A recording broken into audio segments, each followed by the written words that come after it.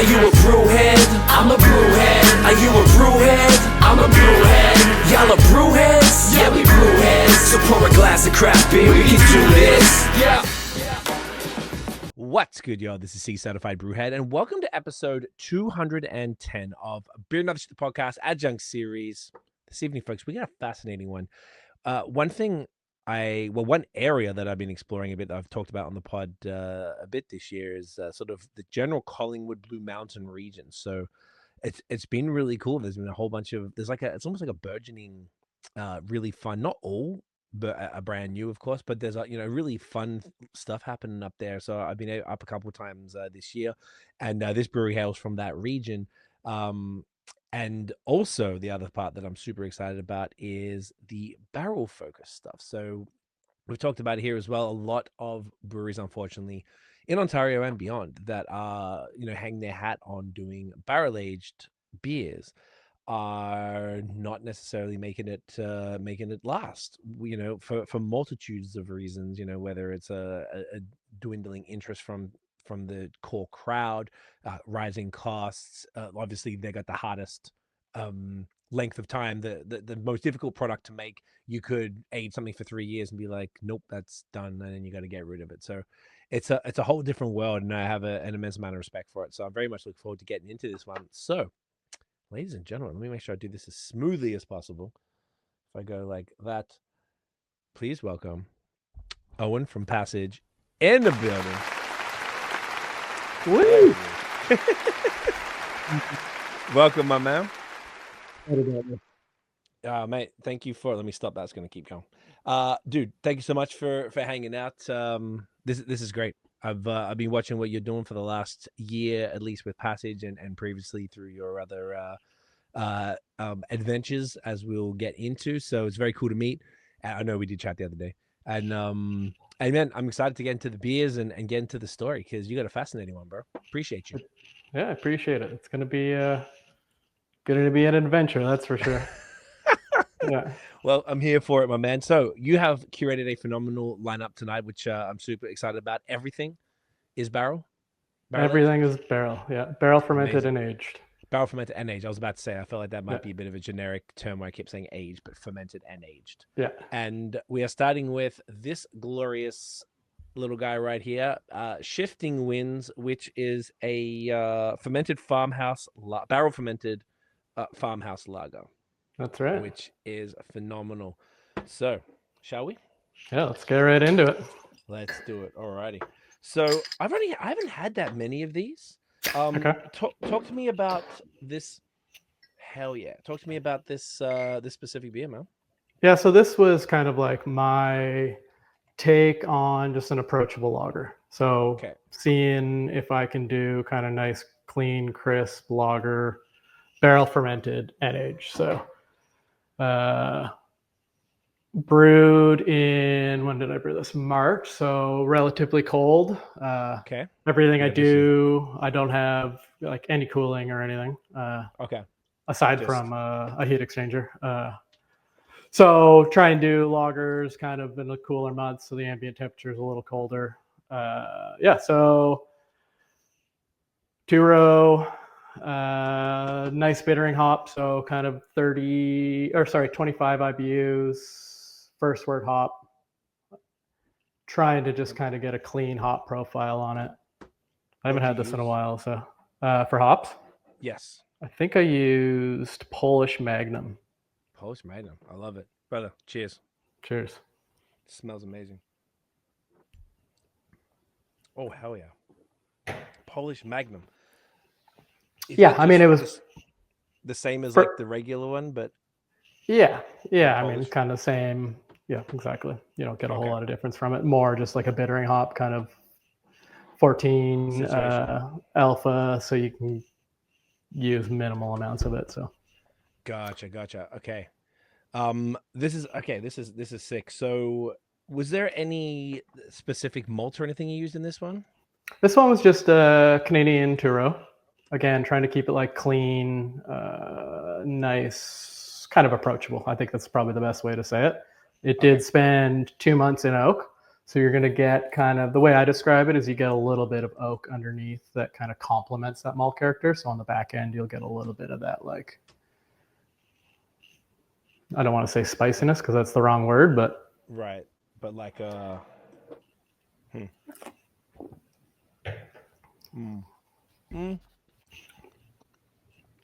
spicy, probably, I guess that's more associated with rye or whatever. Yeah. But I see what you're saying. There's like it's a strong cereal presence that's like not quite rye, because I feel like that's kind of like, yeah, that spicy pepperiness, but there's something along those lines going on there. Yeah, it kind of elevates the malt character. You know, it's nice because I have a very simple brew house, so I can't do decoction mashing and all that sort of stuff. So the barrel, like elevates that malt a little bit, and you get just like a nice profile. I love it. It's like I said, I haven't had a ton of farmhouse lagers. I know, like here at Barrel Hut in Dundas, I've had a couple from him. So it's probably the most recent ones. I feel like the farmhouse sort of element of this is quite like low key.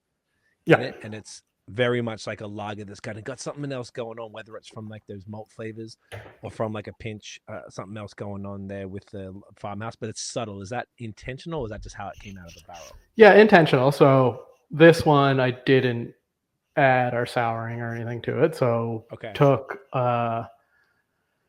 neutral Chardonnay barrel that I had used a few turns on to kind of strip a lot of that wine character out, and then brewed this with the intention of it being clean. You get a little bit of like a phenolic character on the nose, I find, that again kind of just like brings out that farmhouse-ness, but with it still being like really approachable and crushable. Makes sense. That's exactly what I'm getting from this. This is killer, man. It's super light. It's only 4.5. I was just checking that. Yeah. So it's like super low key, very like, there's so much flavor going on. In fact, I would have guessed it would have been more along the 5 range based on the sort of profile here. You mentioned when you said clear out the barrel, what I mean, whether it's for this beer or typically, maybe speak to this beer and then we can go more general, but do you remember what the previous use of the barrels were, or were they like neutral oak? They were, like when I got them, they were Chardonnay. So typically with Chardonnay, they use them once or twice, so you still get a pretty dominant oak character on them. I think I did this barrel we did a beer with burdock in. I went over there, we filled it with one of their beers, and then fermented in there. That's still conditioning out, so it hasn't been released yet. So then I got it back. I think I put one other beer in it before this one, and again, just like I think it was a beefier lager, just to strip some of that character out, whilst also like that beer kind of worked with that turn on that barrel. And then this was kind of the cleanest turn out of it, so pretty happy with where it landed. I think the next beer we're going to drink probably was in this barrel too, if I remember correctly. So you can kind of see the progression even of that barrel. Okay. Like, is that a typical thing, using the same barrel like multiple times? Because I feel like I hear a lot that people are like, one and done type of thing for a lot of barrels, or is it because you're not, like, say you're doing a bourbon barrel-aged stout, you want the bourbon presence in there, and like if you're getting those ones with got the dregs in it, you use it once, it's kind of hard to do anything again because it's not going to get much. But for a beer like this, it's light, that isn't really intending to get anything out of it aside from the wood character, does that make him more versatile as far as reusing? Definitely. And I, like most of my barrels, I'll use time and time again. I use them as like a standard vessel, and I try and plan the beer around how new that barrel is to me. So eventually you're just going to get neutral oak out of it, and you're not even going to get a whole lot of barrel character out of it. And that's where you can start turning over a lot cleaner beers. At the start, you're going to get a lot of oak and a lot of whatever else was in there before. Chardonnay especially, because in the wineries they only use them once or twice, so that oak character is pretty strong. You can't really get rid of the Chardonnay completely from that? Correct. And like even at the start, some of the beers that I designed to go in there, I wanted that Chardonnay character. So you like the first lager I put out was Temporary Effects. It was a 4%, and it was like buttery, oaky, really clean lager, but it like accentuated the Chardonnay character. Okay, I you know what? I feel like if you didn't say it, I might not have picked it. But as soon as you said Chardonnay, I feel like I'm just getting straight like that butter, because the mouthfeel was already, it's like sharp like a lager should be, but still creamy, which is kind of that weird sort of, I don't know, maybe I missed, there's poor words on my part, but that's kind of what I'm getting. But then as you're describing it more, I'm just feeling this, it's just buttery as fuck. It's really like, this is beautiful, man. Like, it works buttery so without being diacetyl. that's the key. in the good way. Yeah. Buttery meaning very, very smooth, and like a creaminess that begets a higher ABV beer once again, that you wouldn't typically find in a beer like this. And I imagine that's all just from that mix of ingredients, whether it's the barrel, the Chardonnay, the yeast, etc. Definitely, yeah. And I think there's like some techniques that I do, whether intentionally or not. It sat in the barrel for 2 months on the yeast, which that's a technique in Chardonnay that they will age it on the lees, and that actually adds body to the wine, and in this probably added body to the beer as well. Okay. That's fascinating, man. Like, I feel like the more you're doing it, and the more I'm like kind of taking my notes here, I'm like, it's I don't recall even, this is not common, right? A Chardonnay barrel-aged lager. So like Chardonnay barrel for farmhouse, something like that, Grisette, whatever. But not really a lager that I've seen. No. No, and I think like typical lagers that are aged in oak, you got like big brands like Pilsner Urquell, they do everything in oak. And at that point, you're going to get a little bit of character from it, but they've used those barrels so much that it's stripped most of the character out of it. Gotcha. So it's really just getting the oak. Thank you. The camera memory card was full, so I had to get my girlfriend to okay, yeah. I always think, I guess that's the difference. Like farmhouse lager, it is different to like the Pilsner Urquell, which is probably why I'm not really even like equating them as far as like a barrel-aged lager. So yes, I guess I've had it. We've all had lagers, I guess, that are on wood, but not to the same. Not this way. Not personally, anyway, that I've seen. What made you choose that barrel for this beer? I bought a bunch of just like Chardonnay barrels to start, because they were probably the easiest to put out clean beers in originally, right? So if you get like a red wine, that's going to add a lot of color and a lot more flavor. I felt like Chardonnay specifically, you're going to be able to blend that into a lager or a farmhouse a lot easier than something with a lot more flavor. So just more intentional on that side to like get it cleaner faster. Makes complete sense. You mentioned blending in? I know you were referring to the qualities of the barrel and the Chardonnay itself, but do you ever use like, would you say this lager, maybe you think, but in and of itself, maybe you weren't stoked with it, so then would you blend that barrel in with something else? Have you done that type of stuff before? Not on the clean stuff.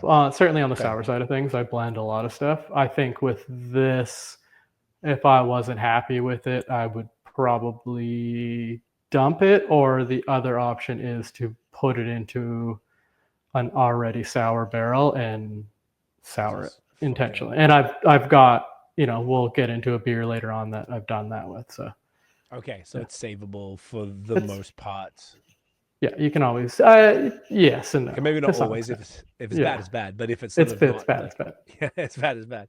Yeah. But I feel like there's maybe a little more leeway. Thank you so much. Try this real quick. You have to. This is a Chardonnay barrel-aged lager. Phenomenal. Yeah, definitely. There's like ways to reuse that beer. Again, if it's like, if I just missed the mark on the recipe, but the beer itself is good, it's still good, then I can, utilize it somewhere else if it's not necessarily what I thought that specific beer was meant to be. Yeah. Yeah, that's cool. Like, I don't even know if all the time you'd be able to do that with other styles, perhaps. Like it's pretty cool because I think I've seen before. One of my friends in the States owns a brewery. He did a collab with like Allagash, and they blended like a triple with their Pilsner. Okay. I was like, oh, that's interesting. I haven't tried it yet, but that idea was pretty cool. So then I swear I've seen other, like a lager is kind of like a fun thing that you could blend into something perhaps with a farmhouse, or maybe I'm even thinking of it. What you said, like when you chuck it in a barrel, a separate one, and sour it up, and then you're able to essentially blend that into something else. But all that just to say, I think it's cool to avoid like draining something that's been sitting, wasting in your time as well, right? This is exceptional, man. Excuse me. I appreciate that. This is really, the more I'm drinking it, the more I'm like very happy I have another bottle to soak this. This is fantastic. So let's get into the story. Since it's your first time on the pod, and you had your last brewery that we've talked about on the pod. I don't know, like people know you don't know what I'm talking about. I won't let you spill the beans as such. But do you want to tell us how you got into craft beer? And how that led to you getting into the business, and maybe talk us through the career there as well. Yeah, I mean, my kind of path into beer, I would say, started pretty late in comparison to a lot of people around here. I grew up on a snowboard, so I was on the hill, sliding handrails when kids were partying in high school. I was a competitive snowboarder, so that was my life. So I didn't really get into drinking beer until like college. Right. A bit later. And actually, I remember my parents gave me a 12-pack of Coors, and I choked it down my first fucking day at college. You weren't an immediate fan of? No, which is crazy because the trajectory after that happened pretty quick. But right. Yeah, I remember that first case of Coors. I would like take a sip and have like a can of Pringles beside me and have to chase it with Pringles because I thought it was so sickening. I imagine to this day we all have to do that with Coors. Yeah, that's fair. If we're forced to drink it, anyways. Yeah. So during college, I met a woman. I was dating her, and her dad was big into craft beer, so he introduced me to like BrewDog. What's that? Nice. Their Punk IPA. Yeah. And then Dogfish Head, I think 90-minute and 120-minute IPA. So that kind of like started getting the gears. Craft beer. Yeah, and this is like, the crazy thing is, this is probably a year after that Coors Light incident. Like I was like, went from like nothing to that, and I was like, okay, this could actually like be pretty good beer. I mean, what year was this, by the way, just for context? Oh shit, you're gonna date me here. This would be 2007. 2006, okay. I was in college. 2006, 2000, yeah. Okay, so a little, that's ahead of the game for the vast majority of people. Yeah. So fast forward, I don't know, a couple of years, I started homebrewing. I've been homebrewing now for 18 years. Nice. Well, I guess I don't really do it anymore, but kind of. Did that for a few years, and then got a job at the Granite Brewery. Oh, no so way. That was 15 years ago. I started brewing professionally at Granite. Worked there for 3.5 years, I think. Worked with Ron and Mary Beth closely. It was a beautiful experience. They treated me like family, and I'd go over to family dinners and all that sort of stuff. It was lovely, and learned a lot about brewing. Oh, I imagine that explains. I saw the collab you did recently, Mary Beth. Yeah. I was posting about that, and I was like, "That's sick," because I think that from her post, she came up to see you, from what I could tell. Yeah. So it was like that was extra cool because you get to see a little bit of BTS that maybe you don't always show from the Passage socials and stuff. Very cool. Okay. Yeah, that's sick. So I did that for 3.5 years. Went on to Mill Street's production plant. So that was. Where the hell was that? It doesn't even matter. Scarborough somewhere. Okay. Worked there for 2 years. I was involved in commissioning their like big 120 hec Krone system at their new plant that they just shut down. So I worked there, 2.5 years. Up here, worked at Sci-Launch for a year. Worked under Michael Hancock, which was incredible. He's a fantastic human and brewer, and I would work the late shift, and he would just hang out with me, and we'd just drink and shoot the shit, and that was cool. That was a cool experience. And then from there, Bellwoods. I was at Bellwoods for 4 years. Worked my way up from brewer to head brewer and barrel manager. I think head brewer, technically probably more a lead brewer than head brewer, but that was my title. Did that for 4 years, and then 2021 was it? We opened up Stillfields in Meaford. That would have been September, and we ran that for 2 and a bit years. Shut that down, unfortunately, and then a few months later, I fired up Passage. I love it. That's a pretty eclectic history right there. You've been through a lot of places to get. Like, as you were kind of talking through, I was just sort of thinking like specifically about what you would have learned to bring you to where you are now, like from the I guess the smaller like English focused system and beers with Granite to then like the was straight to side launch after that, right? No, Mill Street. So you would have gone massive production. Massive, yeah. Insane size. So then that gives you process and making sure everything is like accurate and on point, because you cannot afford to fuck up 120 hex. And then you got side launch, which is Michael Hancock's like a triple OG in Ontario, along with like the like. What did he do with the wheat ale? Would he like bring wheat ales to Ontario? Because I know like Godspeed did that collab with him. Yeah, so he had Denison's before, and that was, if I don't know this for sure, but what I've heard is that it was rated the second best German wheat beer in the world. Fuck. Okay. And I don't know what that was on and what rating system, but that's kind of the like lore behind his beer. Yeah. Okay, gotcha. Okay, so that's just a very talented, high skill set having like dude to sort of work under. Yeah. Then on to Bellwoods, and at obviously Bellwoods, you were there during like their peak hype, I would imagine. Then. I started kind of like right when Hapus opened, so 2017, and then that's like peak. Yes. Yeah. And when you said like you worked your way up there, when we spoke the other day, you did mention, well, I specifically asked you, did you do something with the barrels? Yeah. Could you just speak to some of the things that you sort of did at Bellwoods for the contest? Because I feel like even to this day, they're my favorite stuff from Bellwoods. I think their best executed stuff is their barrel program. It's still phenomenal. The stouts are insane. The sours are crazy. Like, what did you do there with regard to that? So as like barrel manager, mainly my main role was just like maintaining stock, maintaining barrels. That's obviously like a pretty big job in itself, but I wasn't like it was more of a collaborative role to design a lot of those recipes. So I obviously was involved in like barrel selection and creating recipes specifically for barrel-aged stuff, but I think it was almost a full time. Well, I guess I was head brewer at the same time, so between head brewing and barrel managing, it was more the management side of the barrel program, because I think at that point we had 400 or 500 barrels that we were working with.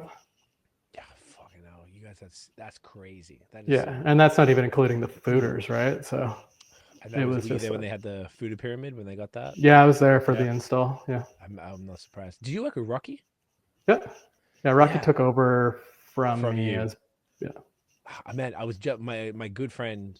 He's from here, but he lives in San Diego. He came to town. His name's Craig as well, and he wasn't here long, so I met Rocky there when we hung out all night. I hadn't actually I knew of him, and he knew him, but I hadn't like met him. Champion, great dude. Fantastic. Such a good guy. And Gord was the homie from back then. I think he's still there. He's the best. He's always hooking me up because he's still there. Yeah, I don't know I don't know what he's doing there now, but he just told me he is packaging manager now or something. So he moved into production a few years ago because he was wanting to learn. Yeah, he was sales and then like front of house and stuff, but he wanted to learn more of the production side of things. So he's slaying it and just is like packaging manager and running the whole packaging side of things at Hafus. What a legend! I love that dude. I still got to holler at him. So many cool people at Bellwoods. I love the place. Yeah. So when you were there, whether it was in any of the roles, were there any and I'm asking this because I'm just curious as to like if there was anything that you created that you were like, this was my baby and this is like one of Bellwood's sort of like, you know, popular beers, or just things that people might know that you either had a big role or sort of were the main creator of? Yeah, I'm trying to think. Probably not in that, like, again, a lot of it was just like a collaborative effort. So we would all kind of get together. And so I don't think there was any one thing that I was like, we have to make this. Let's fucking do it. I was pretty heavily involved in the like spontaneous program. Obviously, I'm, well, not obviously, but I am passionate about that side of things. So intermodal, doing that. Yeah, I was around for the first blend of that. Fantastic. I think. Yeah, no, I was for sure. And then I had a couple like Barn Owl ones. They didn't turn into their own brands, but a lot of the like experimental barrel age stuff went under Barn Owl. So I was doing like botanical stuff before I left there. Yeah. They came in. When you were working sort of as the team, were you still there when Luke was sort of involved in all of that, or was he kind of like out gallivanting and collabing and stuff? Yeah, that was probably the start of him kind of networking, we'll call it. Networking is a good word for it. Hey, I'm saying this with like full respect. I think we used to always just like look at him going around the States with his long-haired children and just having a glorious time and with the veil and fucking dude, it was wild. And I felt like that like really catapulted the business into like a completely other level. Yeah. The only beers I could trade with my friends in Vermont at the time when I lived in Montreal were Bellwoods. I had to go to Toronto to get Bellwoods and trade with them for that because there was nothing that was that level of notoriety south of the border. Like you're exactly it. Everyone knew Bellwoods because of his work doing that. So it's kind of like it speaks to like Massorum's probably doing it like that now. These dudes are everywhere, collabing, festivals. Exactly. It's like almost like taking the Bellwoods blueprint and just being like, cool, let's do that. Because it worked for them, and it's like if you do it right and you got a cool brand, then it can work. Totally. That's sick. Did you do any of the stouts at all? Did you have an involvement with that? Or was it primarily the spontaneous or the stouts? Yeah, no. Like I mean, I was obviously involved in the stouts, and I think we like helped pick out barrels for some of them. What would it like? I was there for the first chunk brew, I think is what it ended up being called. I left after that, but it was who was that with? Fuck. I can't even remember who that was with. Was it a collab? It was a collab. I want to say Arizona Wilderness, but that might be wrong. Let me check. Let's find out. We have Untapped right here. But that was a wild one. That was like a 18-hour boil. I worked overnight watching that thing. It was fucking. Was it Weldworks? Weldworks, that's it. I'm checking some of there's multiple versions. Oh, then they had the other side. Then there's multiple variants like Marzipan, which is just Bellwoods. So it must have been the original one was that. Oh, then there's double barrel aged. I got all these in my cellar. I haven't got to them yet, but no, these are all just Bellwoods and not collab. But okay, that's sick. So when you say you involved, were you part of the blend, like as in doing the blends and picking the barrels that could be a good fit for the? I think on that beer specifically, I was there for brewing and picking barrels, and then I think I was probably gone by the time it was released, so I wouldn't have been a part of the blend itself. But certainly, actual brew day, I was on the brew house for part of it. Like I said, it was an 18-hour boil, so I did the last half of it. Yeah. Jeez, that's so crazy. That explains a lot. Fuck, 18-hour boil is insane. Yeah, it's it's a dedication, huh? It's a dedication. Those are crazy beers. They're not the easiest ones to make. No, or to nail, to get that body down and to get sort of that whole and the balance. And then if you're blending, you got to pick the right ones. And it's we had our 10th anniversary this year. We did a bunch of collabs, and part of those were the first time I'd been involved in. I did a sour blend and a barrel blend. I was there for both of them, and I never experienced the actual. Cool. We've done collabs before, but never actually done that. And I'm like, a whole new respect for that art of blending is arguably as important as the actual brewing of the products in the first place. Like you got to know which ones are going to fit. If you're doing adjuncts, you're like, well, you don't want it too sweet to begin with because it's so fudgy.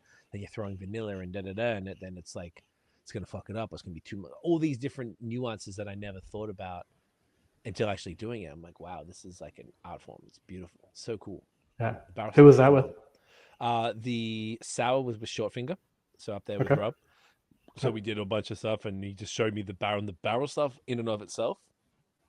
Didn't taste great, but then you put it in with some young stuff, and then kind of like some other stuff that's been sitting around, and then we threw in some hops from an IPA, like second use hops from their IPA. Crazy. And like, fantastic. I couldn't believe how it all changed. That was phenomenal. And then the stout was with the brewery with Blood Brothers, where we did the actual event. Cool. We did there's an Aussie cake called Lamington. Have you heard of that? Okay, no. No. Okay, maybe. So little square. Maybe you might have seen them, but little squares, and they're vanilla sponge cake with two pieces in the middle. You've got like usually raspberry or strawberry jam. Stick them together. Dip it in like melted coconut. So melted chocolate. So it's completely covered, and then desiccated coconut. Like roll it in that. So we did it was 2 different barrels, and then we had to. So first thing was the barrels. They'd already picked the barrels out, but then they gave me the book that showed all the different types of barrels, and they had all like silver bullet cans that already had bits of all the different barrels that were all numbered. Now, like we think those 2, which were the same, it was like I forgot the name of it. It was a local bourbon or something. It's like with T. Taconic? That sound familiar? Something like that. I have no idea. Maybe, whatever, something like that. And then that one that it was like licorice and like all these other flavors that weren't as appealing. Then they were like these barrels are like Heaven Hill or something. They were like fudgy and caramel. I'm like, oh, that sounds pretty sick. And then they were like, oh well, if we're gonna put raspberry, vanilla, coconut, and extra chocolate in there, well, those fudgy barrels are going to be way too sweet. It's going to be crazy. So we go the ones that maybe got a little more bitterness. So we blend them. They let me choose. I just went with what they said, and then we did like 3 or 4 variants of like volumes of because the raspberry puree is very strong, so you had to keep dialing that back. And then the coconut, I don't know if it's puree, but in the little like goon bag, the wine bag, the fucking thing, squeezing that in there into a little cup and dosing that. Then but. It was pretty, and then fucking, what was the chocolate? Like Nestle Quick, like chocolate I've used that before. I'm sure you know all about this stuff, but it was like, for me, that was like, oh, this is crazy. So you try like, oh man, this raspberry is cool. So cool. Kill the raspberry by 50%, bring the coconut back by this much, keep the vanilla, chocolate, and just keep doing variants until we're like, boom, that's the one. And it was just so fascinating. And once again, all the collabs we've done over the years were mostly IPAs. Crispies, things like that, nothing too like smoothies. So the smoothies, I don't know, but we didn't really participate in the percentages of the ingredients in there. That was like just choosing the ingredients. But the the barrel stuff was like very eye-opening and very like, oh man, like it could, the nuances are so crazy. Like you've got like all the barrels seem to be like, it's like a paint palette, and you can do whatever that's the best way to look at it. You could just a little bit, just a splash of that, and it's like, when you're doing it in a little cup, it's kind of funny, but you got to write it down. Then you scale that up to make sure that it works on the larger thing. But man, it's for doing all of that is just super cool, very very cool. So much respect for it. It's fun. I feel like I feel like people need to hear, like, it's cool you explain like 18-hour boils. Like how much does that cost? That if people worry about the price of something like a barrel-aged stout that definitely in the 20s a lot of the time. Depending on the volume, Bellwoods are probably able to keep it down a bit just because of maybe scale. Not always. They're not the cheapest, but they're not the most expensive. And I imagine it depends. If it's a super small release, then it's going to be more. And if it's, but you got all the labor to manage an 18-hour boil, and then you got to let them sit. And if they sit for a year in a barrel, and then maybe that barrel's wasted, and you're like, fuck, well, we've lost 1 barrel out of this batch. Like, all these different things got to be considered. Typically with that 18-hour boil too, that's two mashes to create enough volume. So that's like, you just do first runnings. So you don't even sparge them. You're just getting like pure extract. And then you shoot that into kettle, you mash in again, shoot that into kettle, and then you start your boil and you boil for 18 hours. So you're just like really reducing that down. And like sugar content of those beers is wildly high. And it doesn't really get diluted too much by the end of it, right? Like it's kind of just because it is what it is, and that's kind of what's so wild about those beers, right? It makes complete sense. Like I've always wondered what the calories are if you drank a 500 ml bottle. You wouldn't want to know. I kind of think that too. I guess it'd be dangerous. Dude, this beer is so fucking good. This is so Well, I appreciate that. Should we dive into another one? Yeah, I was going to say, let's get to the next one, then we get to the Stillfields part of the story. What are we saying, brother? I think Export Gold. Perfect. Which is kind of my logical next one. Here for it. Beautiful.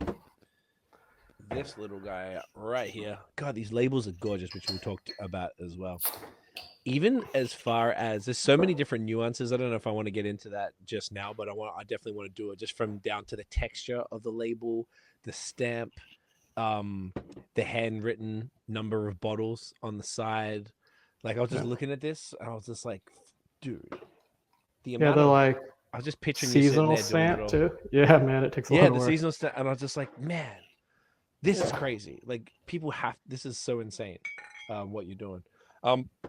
I'll shut up for a sec. Tell me about this one. So Export Gold, North American Export Ale, which I'd love to hear more about exactly what that is, please. So Approach Hearts Tavern. So they're part of like Union, Cote de Boeuf, La Timbour restaurant group. They have one up here called Hearts. Fantastic restaurant. One of the best in the area. Buddies with them. So we made some beers together at Stillfields. Started talking to Andrew, the bar manager there, about making one here, and he suggested a Molson Export clone. And I was a little hesitant at first because fair enough. Obviously challenging in my situation, but I kind of sat on it and was like, all right, fuck it, let's do it. I'll take on the challenge, and I think it turned out pretty good, actually. So this is, like I was saying earlier, this would be the next turn in that barrel after shifting winds. So you're going to get a lot less barrel on this beer. Okay.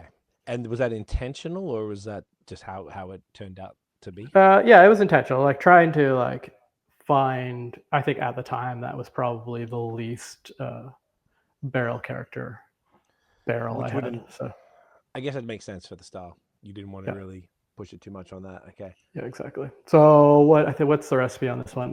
Same two-row, 25% corn. They used Hersbrucker as the flavoring hop on this, just to kind of add a little bit of that spiciness. Yeah. So I love it on that one. Beautiful. All right, brother. Cheers. Hell yeah. Cheers. Get that in you. I think it lands pretty close to, Labatt 50 Molson Export, which are like ales that these bigger breweries put out that are supposed to be kind of a competition to a lager. So turn it over a little faster, a little higher in alcohol. So this is 5.6%. I think they're typically 5. Gotcha. That makes complete sense. And in Montreal, 50 is everywhere still. It's super popular. This is phenomenal. And look, the only macro, I don't know about you, but I can't even entertain a macro. It's just, it's not my vibe at all. But 50 was probably the only one that I reckon that I could stand at a decent amount. This is it. And I haven't had a Molson Export since I went to the Bell Center or something where they don't have one. There's no point. No. Yeah, I'd rather have this. So I kind of forgot what they taste like. So if you were to describe that Molson Export or the Labatt 50 in the ale sense in comparison to say a lager, what would you say would be the primary differences? Yeah, it's actually hard to articulate because they're meant to be a lager. Essentially, they're just using an ale strain, so they're trying to be as clean as possible. I think a lot of people think that those beers are lagers. Right. I would imagine everybody does. I kind of never really thought about it. Yeah. So I think the yeast gives, I don't know how to describe it. Slightly sweeter. I don't know. Putting me on the spot here. I'm not. No. It's okay. You don't. I mean, it's not your job to totally do. I was just wondering if you had anything off the dome. I'm definitely getting that sweeter. The nose is it's if you didn't know any better, you'd probably just say it's a straight lager. Okay, the closest thing it's like a lot. Would you call it a lagered ale? Is that a fair take, or not Totally. even? Yeah. Totally. No, Okay, that's exactly so like, almost like a Dortmunder, like a or like Willibald's export lager, which I don't know if that's intended to be the same thing, but that's like 6%. So on totally. the higher end of the scale, that's like you said, this is 5.6. So it's a little more boozy, a little sweeter, like you said, well, which comes with the territory of more booze. The malt character is like a little, it's a little more pronounced. Where I would say, like, whilst it's obviously front and center in the shifting winds, it's still a little, it's probably a little. Maybe because of the sweetness, it kind of punches out a little bit, but it's very restrained. Like, one thing about macros, they do get really sweet and kind of sticky, and you let that bitch warm up, and you're just like, ugh, not now. You got. I think the corn plays a big part in it too. Like I think 20, what did I say, 23, 25% corn, you're going to taste that corn, which just has that corn, yeah, like corn. Oh, okay. I'm mishearing. I thought you said something else. I had like a different, like clan or something. I'm sorry. No, that's all right. Yeah. Okay, the corn. Corn. So I think that's like, that perceived sweetness kind of gives it that North American flavor, in my opinion. Like you're going to get that in North American lagers, in North American export ales like this. They're brewed with a heavy portion of corn to actually cut the malt character. So you're going to get that like, there's a subtle corn flavor, and you can't really like describe it, but if it's not there, you can really recognize the difference. Okay, all right. Is that a key part of any other of these sort of like the export ales? Would you say like that? It's that corn element, I guess, because that's what makes it those breweries. If it's a clone of that, or like an ode to those beers, which actually. Almost everybody who's sort of been on at some point will have something really kind to say about 50 or Miller High Life or something like that. You know what I mean? Everyone's got their thing. The corn is probably a what we're identifying there, like you're saying, that's giving that without really knowing that it's that. Maybe it's like because it doesn't feel. You have like a corn lager kind of this. There's like this. What do you call them? American light lagers, typically, like 4%, like the craft versions that are got probably a lot more corn than this does. And you can sort of like, I always would taste it and associate it with this like ultra clear, not very yellow, like damn near like slightly yellow water type of vibe. Whereas this is like, full color, full flavor, very punchy, and you wouldn't particularly do it, so perhaps it's kind of like this little background thing as opposed to a front and center thing. I think like you drink a North American lager or something like this, you don't necessarily taste the corn. Like I think you're what it's doing is it's probably a cheap commodity crop, so big macro breweries can water down their malt while still getting sugar. It's lightening the malt character, so it's a little bit more approachable. Mm-hmm. And I do remember reading something about it actually helps with clarity and like chill haze. Completely makes sense. Of course, the beers that would use corn, that's exactly what they need. You want to minimize that. This is fantastic. Yeah, this is wicked, man. I don't really have many. I guess most of us probably don't, because I don't think there's many craft versions of lagers like this, or lagered ales like this. Yeah, I would never. If I did this blind, there was no chance I would not say this is not a crispy. Fantastic, man. Yeah, it's crazy. Yeah, and then again, barrel fermented. So my system's pretty rudimentary. So I actually have a barrel as a mash tun. I don't have any cooling, so I actually will cast out into the barrel as cold as I can get it and let it free rise. This is bottle conditioned on the yeast, so I don't have any glycol or anything like that. So everything goes into the bottle. All the last two beers that we've tried are both bottle conditioned, so naturally carbonated in the bottle. Mm-hmm. Not that you'd even know, which is kind of fun. And it also helps the shelf stability of these beers, right? Oh, for sure. Now, specifically, what does the bottle conditioning do to contribute to that stability? Well, it's going to scavenge all the oxygen out of the bottle, right? So The problem with traditional packaging lines is that you have a carbonated beverage, you're jamming it into a bottle. Typically they're purged, but you have a portion of time where that bottle is exposed before the cap goes on it. And then any oxygen in there is going to deteriorate the beer eventually. Okay. So with bottle conditioning, similar to champagne, the beer goes into a blending tank. I blend in sugar and a little bit more yeast.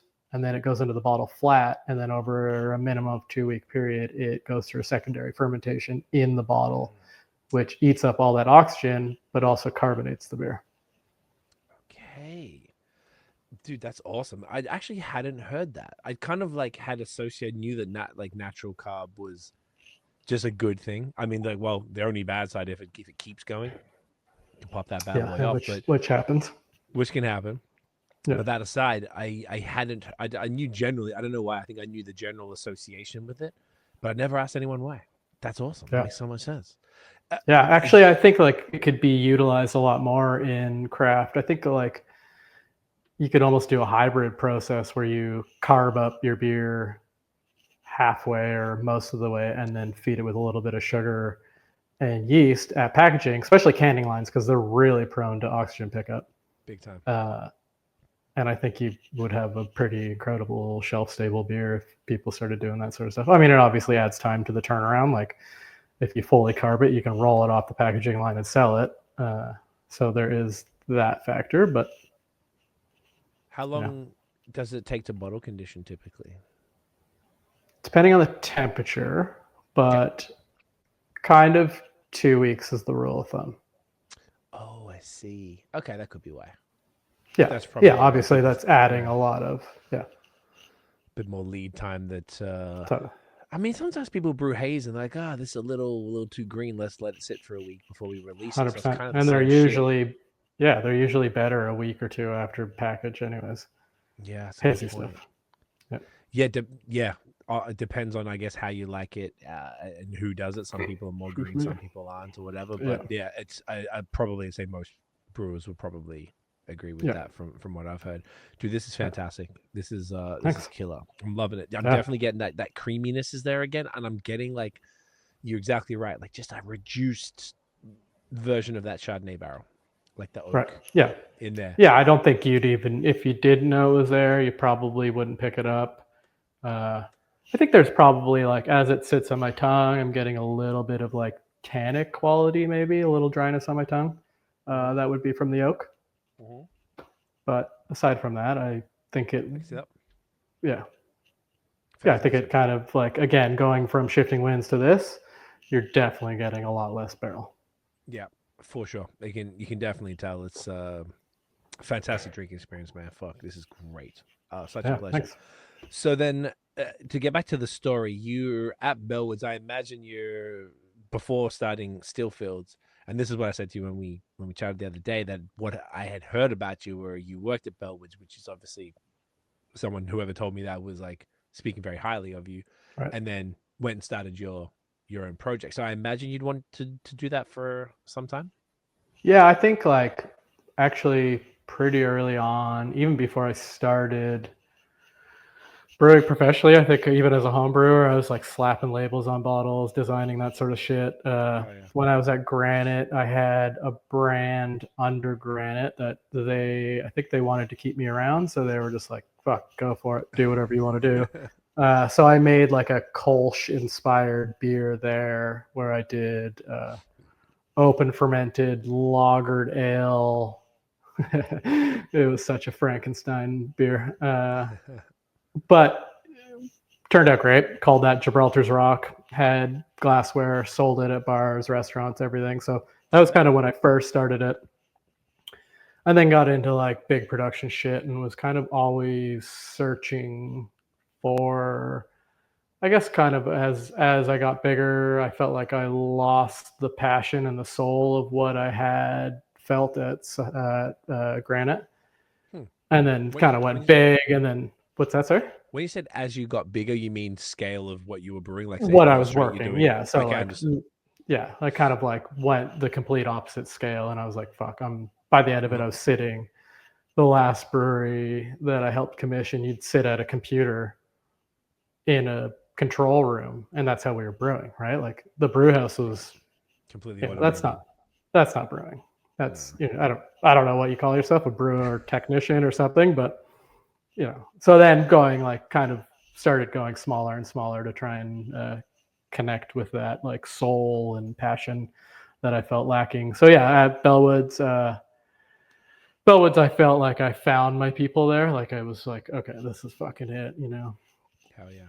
Listen to the same music, tattooed people, which is pretty common in the industry, but I hadn't worked with anybody like that. Just like-minded people.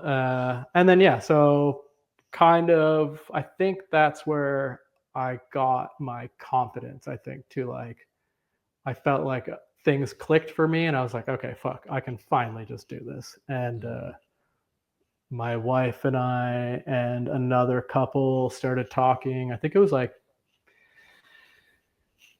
when would that have been? Probably 2020, maybe a little bit earlier than that. We went through a rendition of that, of Still Fields at a different location, and I kind of pulled the plug because there was too many people involved. And then our business partner, he had family land that we ended up deciding to do Still Fields on. So it was 24 acres right off of Highway 26, which is the main highway up here. No house, but there was a barn and a drive shed, and he already had a hop farm on it. So we were able to, exactly. We were able to like fire it up pretty quick, pretty easily. The town worked with us. They wanted us there. So we feel like we started working on that like hard in January, maybe January 2021. And then we were fully open by September of that year. And like, again, super primitive. I had a kettle that I had a propane burner underneath that was sitting out back. Again, no cooling. We had a little walk-in fridge that I did some stuff, but really tried to kind of like, one of the things that I always said with that place is that I felt like I was put in a box and really constrained. So it really forced me to think outside of that box. So like we were doing some really clean lagers that I was doing in stainless at that point, but pressure fermenting. So again, didn't have glycol, didn't have traditional fermenters. So we bought old like Grundy tanks that could take up to 2 bars of pressure. And we would ferment really beautifully clean lagers in there, but under pressure. So I'd ferment them at 15 PSI and at ambient temperature and pressure fermentation. So the way lager fermentation is, you ferment it cold, and in that process, you're reducing ester production in that yeast. So you want it clean, crisp, yada, yada, yada. Pressure fermentation does the exact same thing, but in half the time. So the really cool thing with that is I was pressure fermenting at 15 PSI and I would put it into the fridge and the beer was carbonated. Amazing. Yeah. So just and no like need for even to nothing, no bottle conditioning, no. Nothing. No. Wow. I would keg off that and it would be ready to rip. I was doing, I was turning things over a little too quick there because the demand was just so high. It was wild. I was doing like 3-week lagers. And there was some reasoning behind that. Like I would try and get it so it'd be like a week and a half fermentation. I'd do a week and a half in the fridge to kind of crash it out, dump it, and we were bottling in these cool little stubbies at the time. All our lagers. I saw those at Durant. Yes. Yeah, and so the way like clarification works in beer is it's traveling through that volume of liquid, right? So if you have a 20-foot fermenter, it's going to take that much longer to clarify that beer. That's why horizontal tanks are a thing, right? So it drops out faster. No one's ever told me that. That's amazing. Yeah. Okay. So then what I would do is actually try and time it where it would have another week or two in the bottle to actually clarify, because it would just like drop out in the bottle. You'd have a little bit of sediment, which is fine. People were turning them over fast enough that you wouldn't get autolysis. So yeah, I was packaging our lagers probably 3 weeks after brew day, which is wild for lagers. Yeah, that was a crazy time. There was 4 of us initially involved, 2 couples. The other couple broke up. Oh no. And so there's left with 3 of us. So we were doing literally everything. Like I was doing all the brewing, kind of procurement. My wife was doing all the social, kind of website stuff and running most of our events. And then our partner was doing kind of like retail and helping out on. Yeah, it was crazy. It was a lot. Yeah.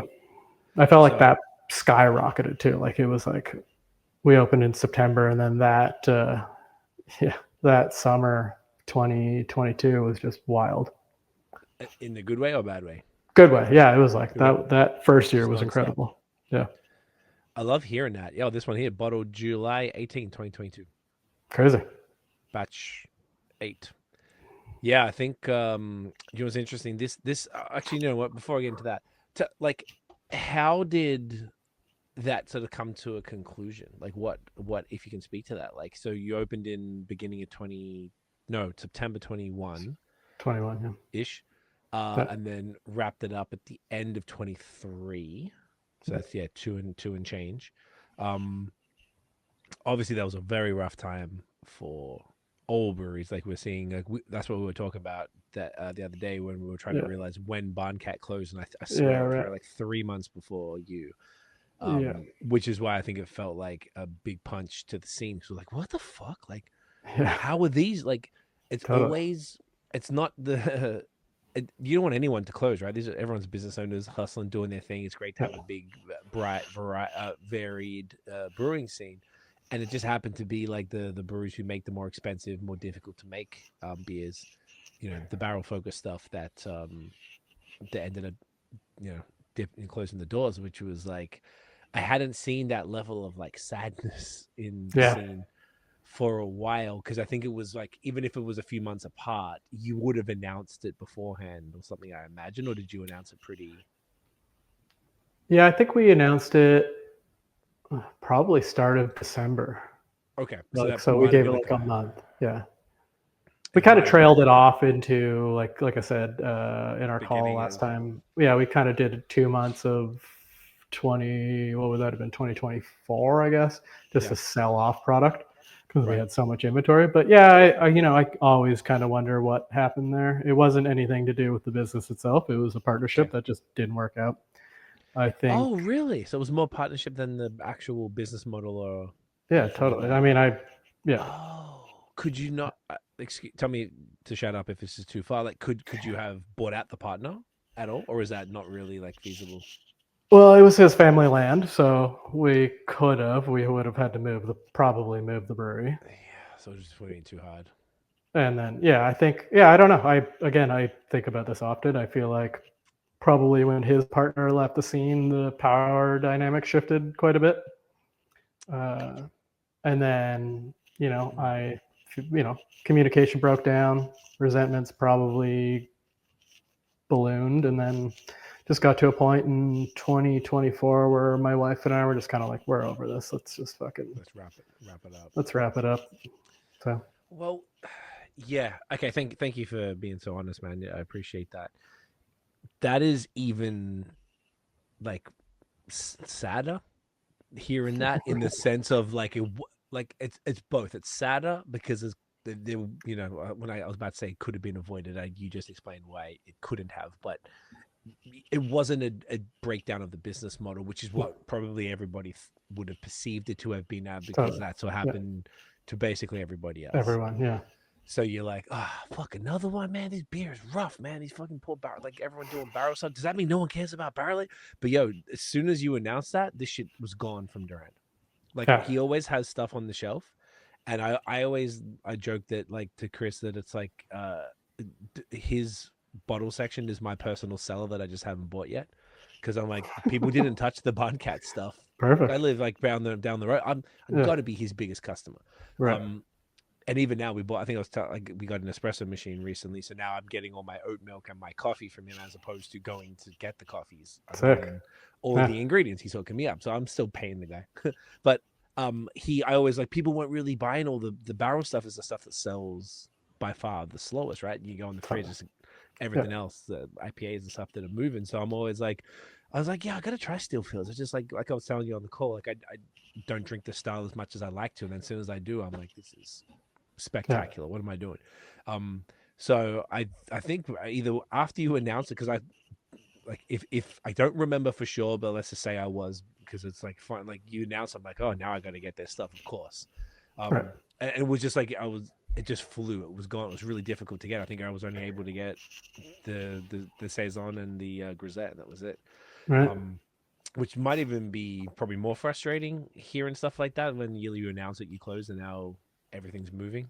Like when I say moving, I mean the product is yeah, I mean that last month I kept joking to people that the best thing we ever did for business was announce we were closing. I mean, you could have been like, "Oh, surprise! We figured out a way." Yeah, but I mean, this is a different situation. No, I think that looks bad when people do that. Yeah, I mean, there's this donut place here. You know Hamilton, Donut Monster. Yeah. Yeah, so they were about to close, and what I believe happened was that a bunch of people that I don't even know knew each other related came in, being like, "We'll put up the money to make this to keep it alive." And they did, and it was like you're about to be like, "Oh fuck, I need to go get Donut Monster before they close," and then, hey, we're sticking around, which I'm really happy for them. But I know what you're saying, though. It's kind of like corny, but not optimal to do it that way. How did you? Was it like? It sounds like it was more like a feeling of relief then. That when, as in like getting rid of the burden, probably coupled with some sadness that this was our sick brand. Everything was great. We were like killing it type thing.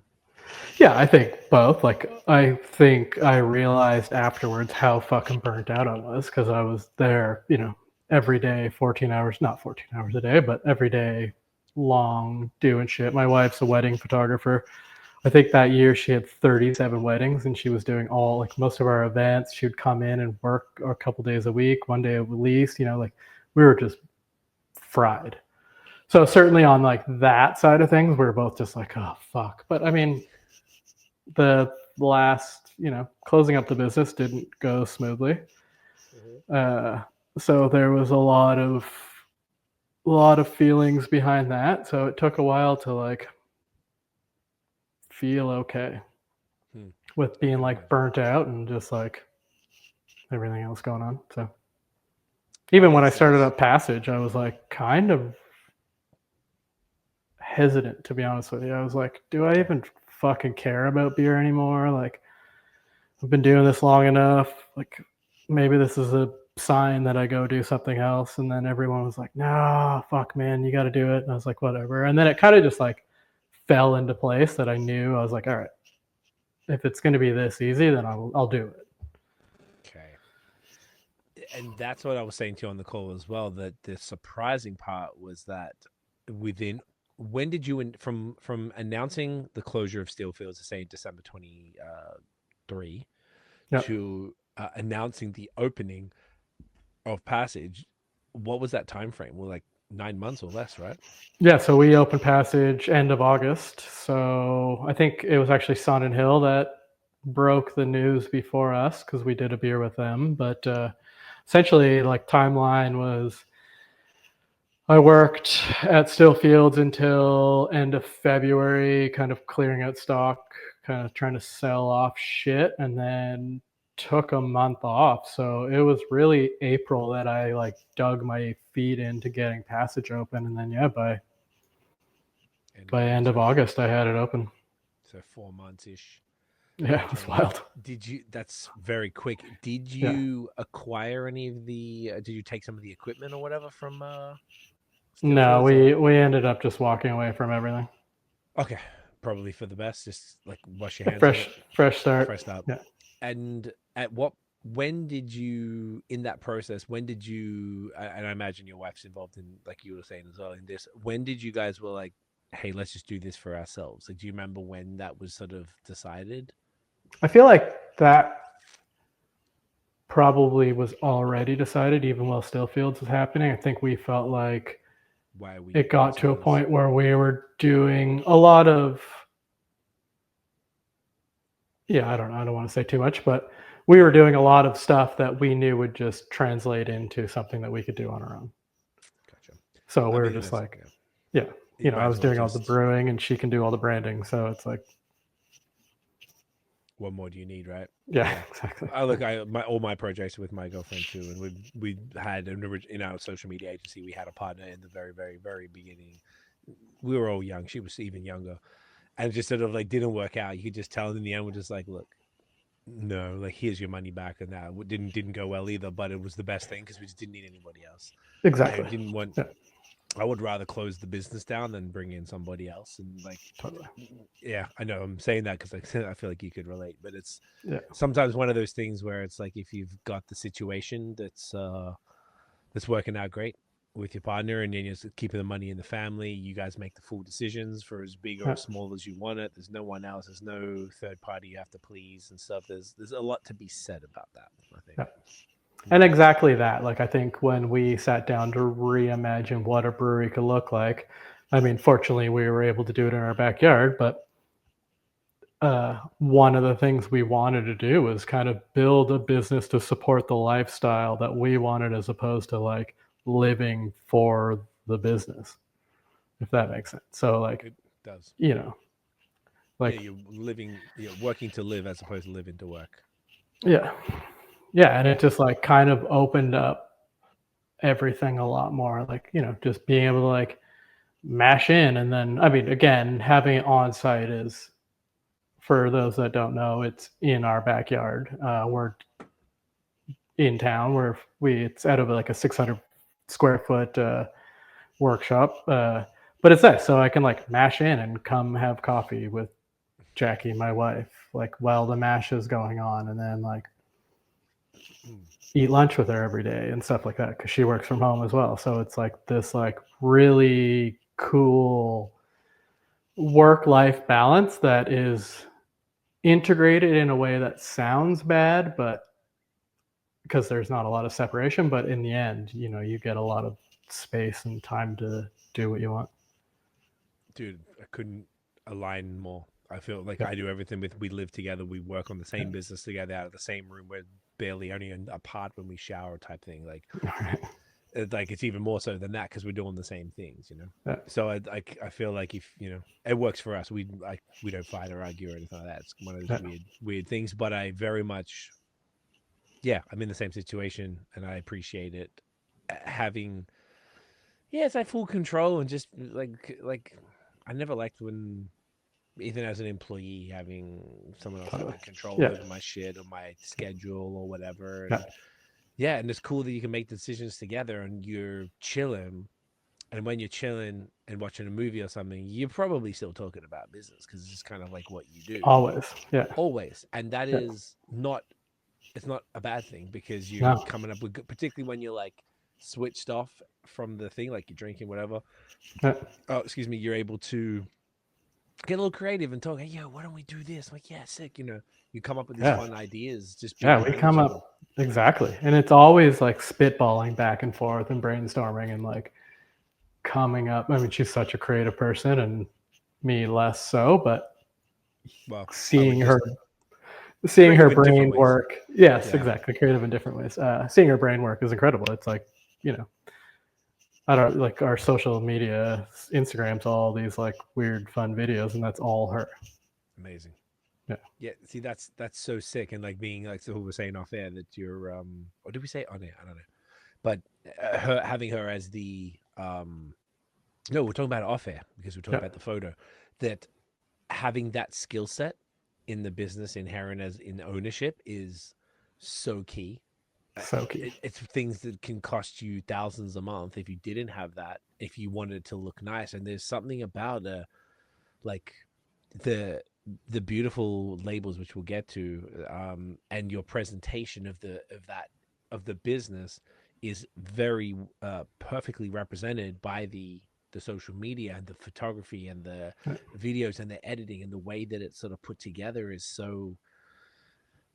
It's a part of the whole brand. It speaks to it. If people want to experience the brand without coming to your backyard, because obviously most people can't, they can do that there. And it's like, it's almost beyond essential. Like, it's, if you really think about it, particularly because you don't have a space that, unless you know them, they could come see you to get the stuff, or they'll come see you at like a market or whatever that we're talking about. But it's one way to experience the brand. And that's how people can kind of buy into it by seeing that. So yeah, and it's something that we were saying as well off air, that a lot of breweries weren't as good at until maybe COVID sort of kicked in. So I love it, man. Let's should we get to the next one, then we'll yeah, let's do another one. Get more into passage. What are we feeling, brother? I think let's do slow bloom. So Grisette. Grisette time. Hell yeah. This glorious little gem right here. Come on now. Come on. There we go. Oof. Yeah, and I think to like go back to what we were just talking about, I think like one of the cool things about having the opportunity to do it all over again is that it's us. Right. Like all aspects of it, like the labels we can put anywhere around our house, and like a bottle just blends into our decor, and like the videos and everything. It's just like it is us in a nutshell. That is such a cool thing. That positioning it like that we can put the bottles around our house and it fits into our decor. That is sick. That is such the brand is a pure expression of who you guys are. And I kind of feel like it's interesting you said that, because it's something that we, as a social media agent, I mean, obviously we're at the pod or whatever, but which is a big part of what we do. But as a social media agency, the largest thing that we're talking about, what do you think it is that we're talking about every day right now? Yeah, probably authenticity. Because of AI. Everything is AI. Right. Everything's about to be fake, right? Right. What's left is just that authenticity. That's all it is. Being true to yourself. And yeah.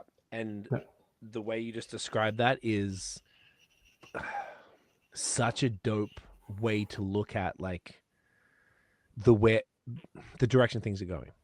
Totally. And I just really feel like that's, if you're able to express that with your brand, not everyone is able to do that, I guess, depending on what it is. But because you've got like such like close, in your house, it's you and your wife.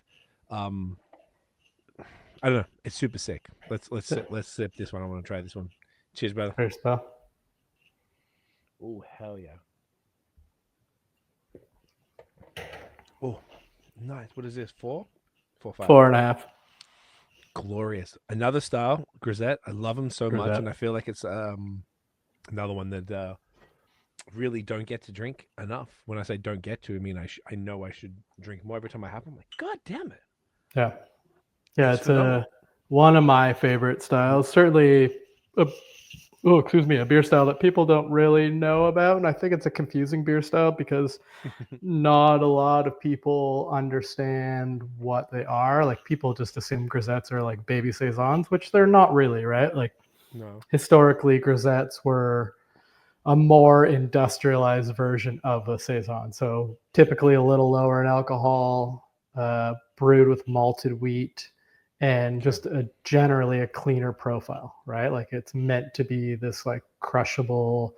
I think the like theory or lore behind the name is that it was from a mining town, and it was miners that were wearing gray outfits. That's where the gris comes from, grisette.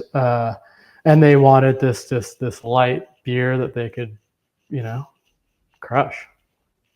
So again, barrel fermented. Everything I do is barrel fermented. This is almost 50% malted wheat. Okay. Brewed. I think I use Saaz and Styrian Solea in this, so you're gonna get kind of that like lemon lime. I get a little bit of like doughiness from the yeast or the wheat, sorry, but still like beautifully delicate, nuanced, but just like a summer beer, crushable. The really great explain doughiness. Such a great word for this. Yeah, it's like raw dough, but in the best possible way. Yeah, and that the nose, and then I'm getting in the body. It's like a spritzy lemon, totally. Like really bright. Without the acid. Without the acid, but just those flavor profiles that kind of like alongside, like maybe like kind of like fresh cut grass. Yeah. And it's so crisp and smooth. Like grisettes are always great for sharper carbs. And now it's kind of cool because I've had like a straight lager, the lagered ale, and now a farmhouse, and you can tell the creaminess of the body that you had in the last couple of beers is still very present, but it's sharper carb now, which is obviously to style. Is this bottle conditioned as well, I imagine? Yeah, everything I do is bottle conditioned, and actually all of them were carbonated to the same level. These are drier, so you're going to start to feel that carbonation a little bit more on the mouth. Mm-hmm. So you're not getting that residual sweetness that's going to balance out that carbonic acid from the carbonation. So this will, it'll have a more perceived carbonation because of that. Okay. So I think perceived carbonation. Interesting. Again, like, so I carbonate everything to probably 3 volumes, even the lagers and stuff like that. But because there's more body residual sweetness in the lager styles, it softens that a little bit. Interesting. So the actual I hadn't heard that the body of the beer reduces the perception of the carbonation because this is a bit lighter, or it's because maybe the wheat as well. It's drier. So like just this drier. Is like ferments down to almost nothing. All my farmhouse stuff does. Okay, so it is very, very dry. Right. So yeah, if you think about like that acid and sugar kind of balancing each other out, that like prickliness you get from carbonation is carbonic acid. So what's that? Yeah, go on. And carbonic acid is the like acid from carbonation. So that's what, like when you drink a Coke and it burns, that's carbonic acid from the carbonation. Which makes sense. Okay. Yeah. And that is what we're getting more of in this. It's the same level, but because it's drier, you're tasting it more. Gotcha. That makes sense. Yeah. Okay. Once again, you're explaining a whole bunch of things that I feel like no one's ever said on the pod before. This is awesome. This is great. Now, is this a newer beer? Yeah, this is the newest one I put out. So bottled, what's that, July 8th? July 8th. Okay, because it's not on Untapped here. Are you big on that? What's your thoughts on that? I hate it, but I'm always looking at it. It's more just, it's just helpful. I know, I honestly get it a lot. I'm just adding it for you. It's like I was gonna say not a necessary evil, but it's like I think it depends. You get some dicks who will use it for ridiculous things. Like I've heard like the hype breweries, and they'll be like, oh, people come in, they won't order a beer off the menu if it's less than 4, like average or whatever. And I've heard there's distributors, say in Europe, or importers in Europe who won't bring in, who won't, if the beer is less than 4.2, they won't touch it, which is like kind of crazy. Like that's like, dude, like come on. So like people can like fuck up a brewery's whole thing, like situation for it, which Farmhouse Ale Grisette, beautiful. The rating system's also really weird. So like the way it populates your total rating is actually based on beers that have a certain number of ratings to begin with. So like all my membership stuff on there is being rated pretty high, 4+, but I'm only getting the rating that's showing on Untapped is based off of 2 beers that have 10 ratings or so. It's not even like a culmination of all the beers. It's literally just the 2 beers. I think it's because you got to have either there might be a minimum number of check-ins per beer for it to kind of like go toward, like then that average would go towards. Yeah. Look, I understand completely from your perspective. Most brewers are just like, man, fuck this thing. The ones who tend to enjoy it more, I guess, are the hype haze or the hype stout guys, which I understand because they're probably the primary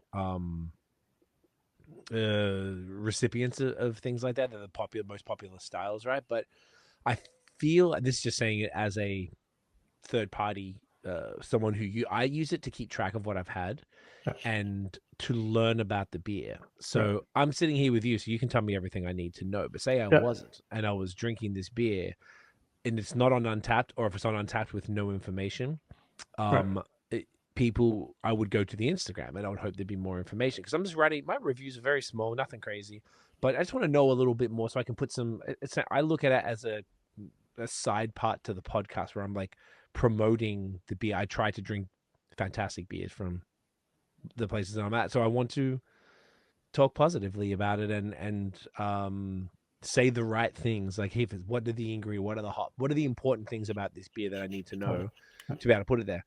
And I think it's like, if it was me, if I was in your position and I had the spot, I would, even if it pisses me the fuck off, I would just register, like I would upload every beer. I would put the proper write up, the label, the proper ABV, all of that stuff, so that people can, to sort of encourage them to find the right one. Because if you get the user generated ones, they could do it incorrectly. And it was more, I see it as owning your space, your little turf. It's like the equivalent of registering a domain on the internet. You're just owning that, and you're like, this is my beer. This is exactly the information. Check in or not, whatever, but it's all there for you. And it's and I did it with Stillfields. I like got all that shit up online and did it, and I just kind of was like, this is one of the things with Passage is like, if I could delete our Untapped, I probably would, because I would rather just like have a conversation with someone about it. And I think it's like, I think that also proves challenging given that I have no customer facing location. So it kind of is a double-edged sword there, but I think I get totally. And I think it's like, as a business tool, 100%, I think it's a good thing. I personally,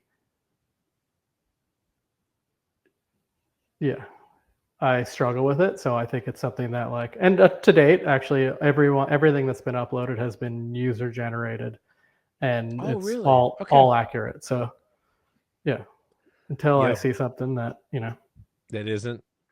Yeah. I mean, it could be cool because you can go and suggest like changes. It'd be cool to put the proper description and put the labels or something like that. Right. Yeah.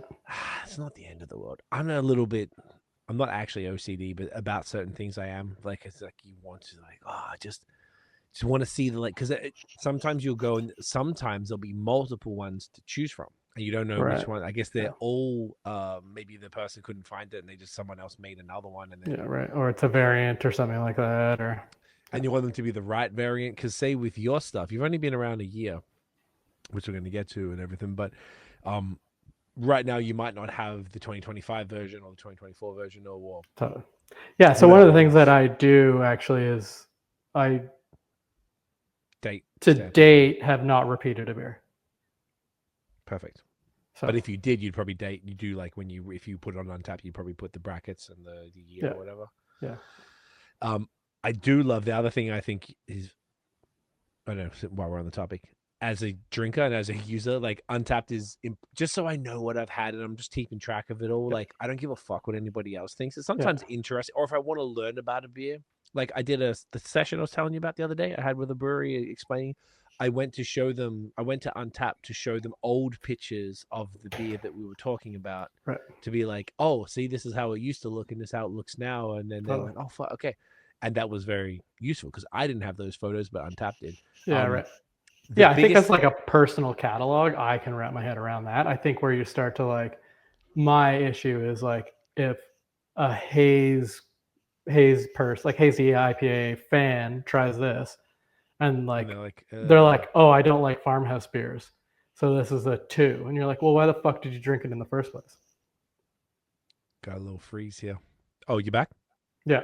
Yep, you said if a haze person doesn't like so Grisette. Like if they don't like farmhouse beers and they'll rate it a 2, and their like descriptions like, oh, I don't like farmhouse beers. Those are the worst. And you're like, well, why are you trying it then? If you know at the outset that you don't like that style, don't try it and give it a bad rate, because you're not fluent in that style to judge it properly. Thank you. I'm glad you said that. That shit pisses me the fuck off too. Yeah. And I also think isn't it interesting that the people who are drinking craft beer, right? Would it be a fair thing to suggest that if you're drinking craft beer, you actually sort of care about I was going to say the word that comes to mind is well-being, but it's more like you care about the longevity of these breweries because you're drinking craft beer, right? So you kind of have, even if you don't know the people and you're just a drinker, you're not really like, you don't know the owners personally, so you don't have like a buy-in to the business. But if you're into craft beer, you kind of care, right? So, I would hope so. Right. So then you would hope so. I also would feel the same way. So let's assume they do.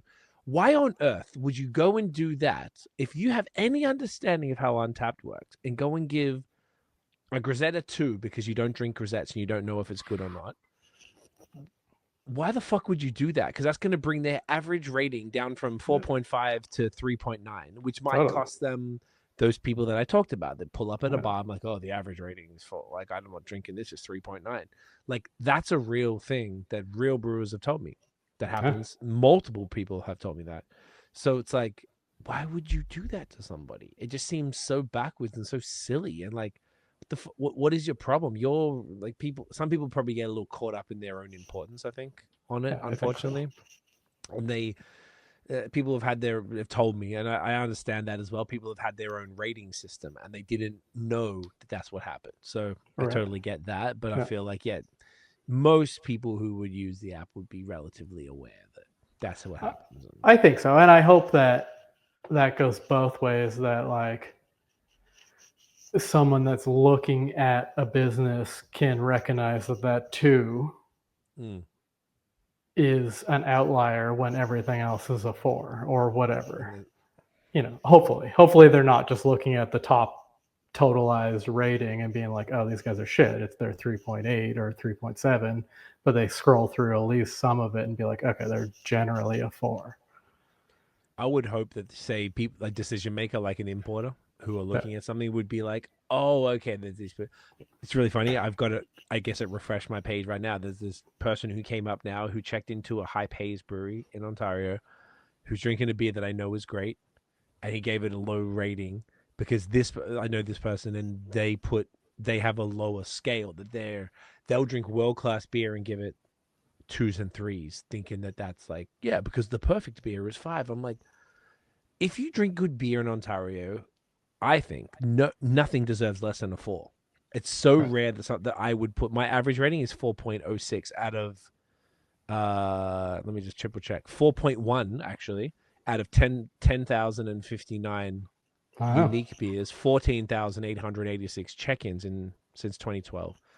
Like, there's people with way more than me, but if I got 4.1 average, it's because I'm not drinking bad beer, because I'm drinking beer from where I'm at, mostly Ontario or Quebec, and then whenever I'm traveling, I'm drinking great. But I search out the great stuff. I don't really sit here and drink garbage ass stuff that I'm going to rate 1 or 2 or whatever. It'd have to be a Molson or one of those type of beers that would deserve it. Because in comparison to something like this, that's what it is. Let's be real. That's where I struggle a little bit, where I'm just like, how are people rating things so low when the dude I just saw on there, I know this person drinks really good beer all the time, and has had more than double what I've had, and is giving it low. I'm just like, fuck, I don't know. I don't get it. I guess we'll never really understand some people.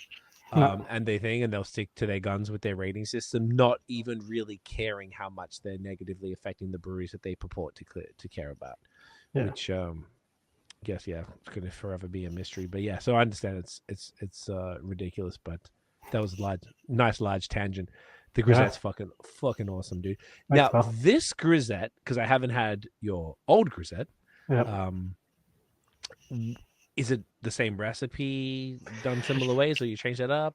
It'll drink this. Well, I don't know. That one you have from Stillfields is probably sour at this point, but started out, would have drank the same. Changed it up slightly, different base malt, different hops. I think the one at Stillfields I was doing like 18 IBUs. This one's a little higher at like 20, 25 maybe.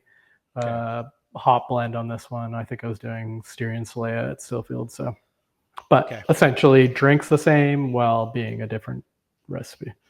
Gotcha. Okay. So I'm obviously made on a different system, different scale. Fantastic. I'm loving it. This is great. Now this is like a cool like switching up the vibes a bit. Okay, so when you were conceiving of Passage while we were at Steelfields, realizing that we could probably do this on our own, did you immediately want to do the same type of thing? Like the consistent thing here is, it sounds like, at least from Bellwoods through Steelfields and now Passage, is barrels is the consistent thing. So that seemed to be, you probably landed on that and been like, hey, this is maybe what I'm best at, what I love the most, what I want to continue doing. Is that why you decided to do that?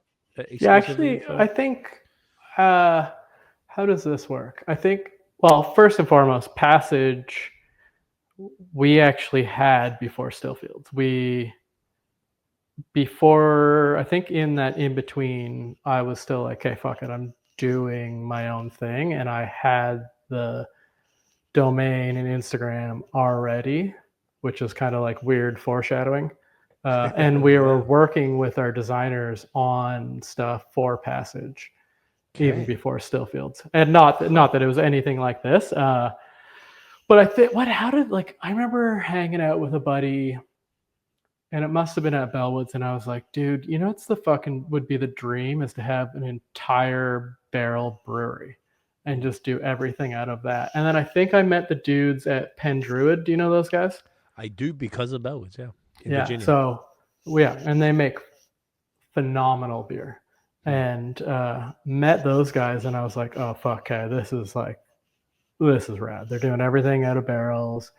They got a wood-fired kettle.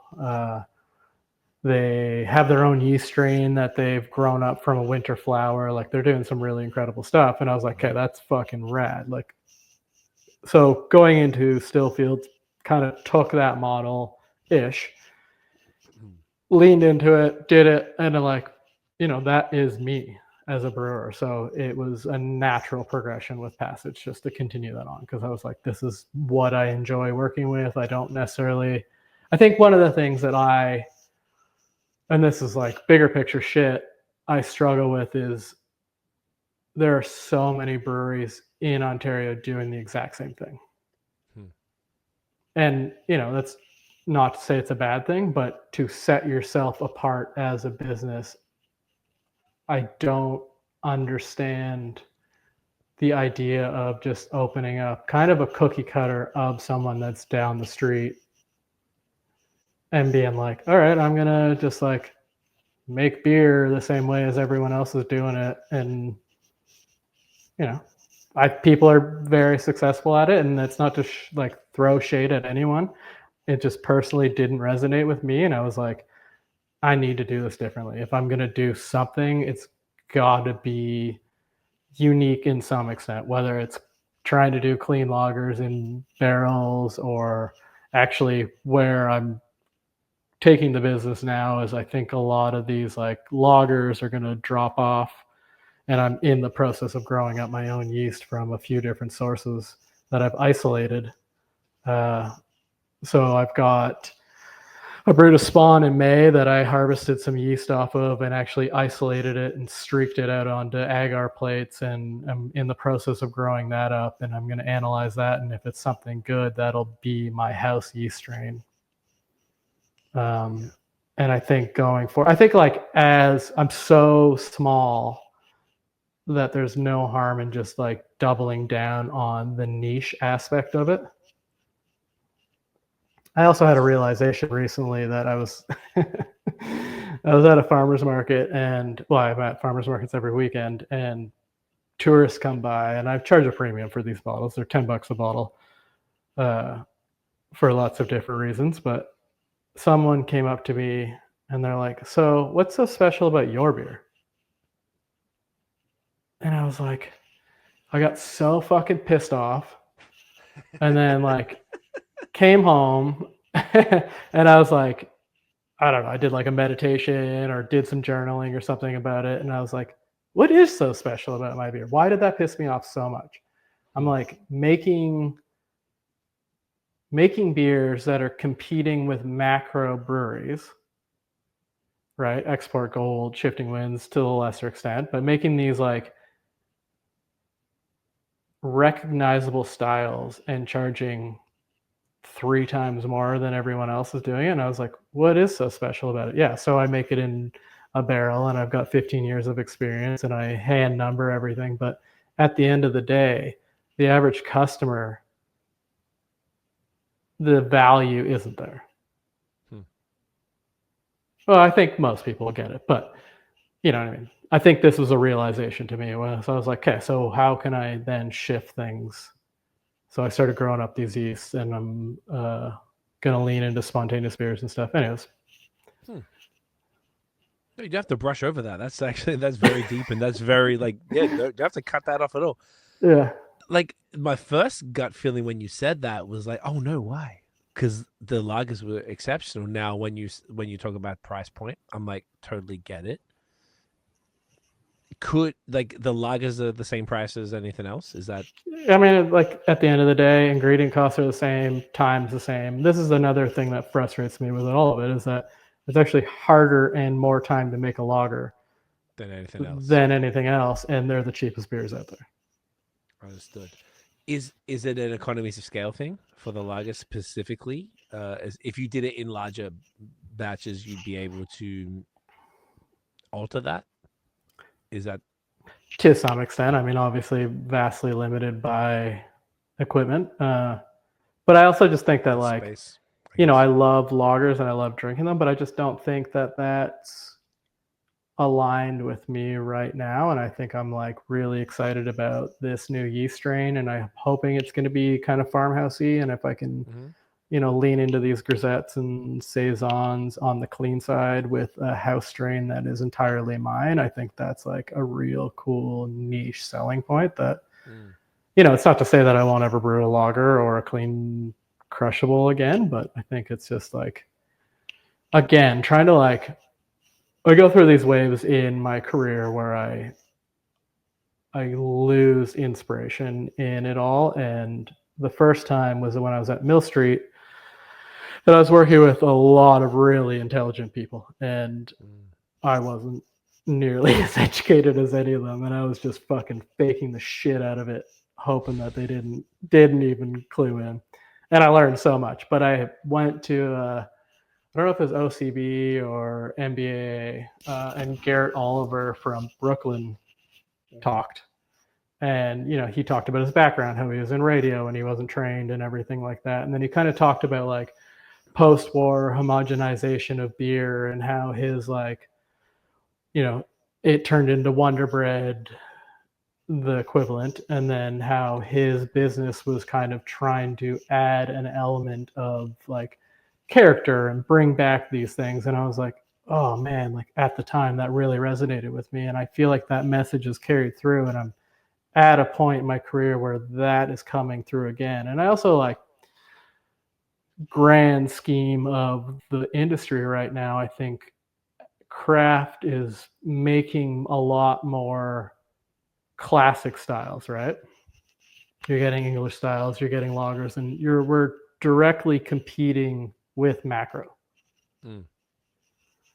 So it's got to be exceptional to stand out. Otherwise, the average consumer is just going to go to macro if they're on the fringe, or on the bridge, I should say. If they're dipping their toes into craft and they're well, why the fuck would I buy even a $5 lager when I can get one I know I like and it's going to be consistent for, I don't know what craft goes for because I don't buy it, or macro goes for because I don't buy it, but $2, $2.50, probably something like that. You know what I mean? And and then you see as a whole the industry kind of struggling, and I'm like, well, what is this? Are we? And this is just me ruminating because I work a lot on my own, but are we kind of shooting ourselves in the foot a little bit by making these recognizable styles that are directly competing with macro? That is a really interesting thought process. I would add to that, take it or leave it, that I don't think now, previously, I would have thought that the gateway, you familiar with the gateway beer? Yeah. Yep. So I don't reckon that the gateway process is lagers anymore. I think it's so many other things. Like every time I give somebody a sip of a New England IPA who's not a beer drinker, they're like, "What the fuck is it?" Like typically my girlfriend's friend or something. Like, what is this? This tastes like pineapple and mango. I'm like, yeah, it's a New England IPA. They're like, what the fuck?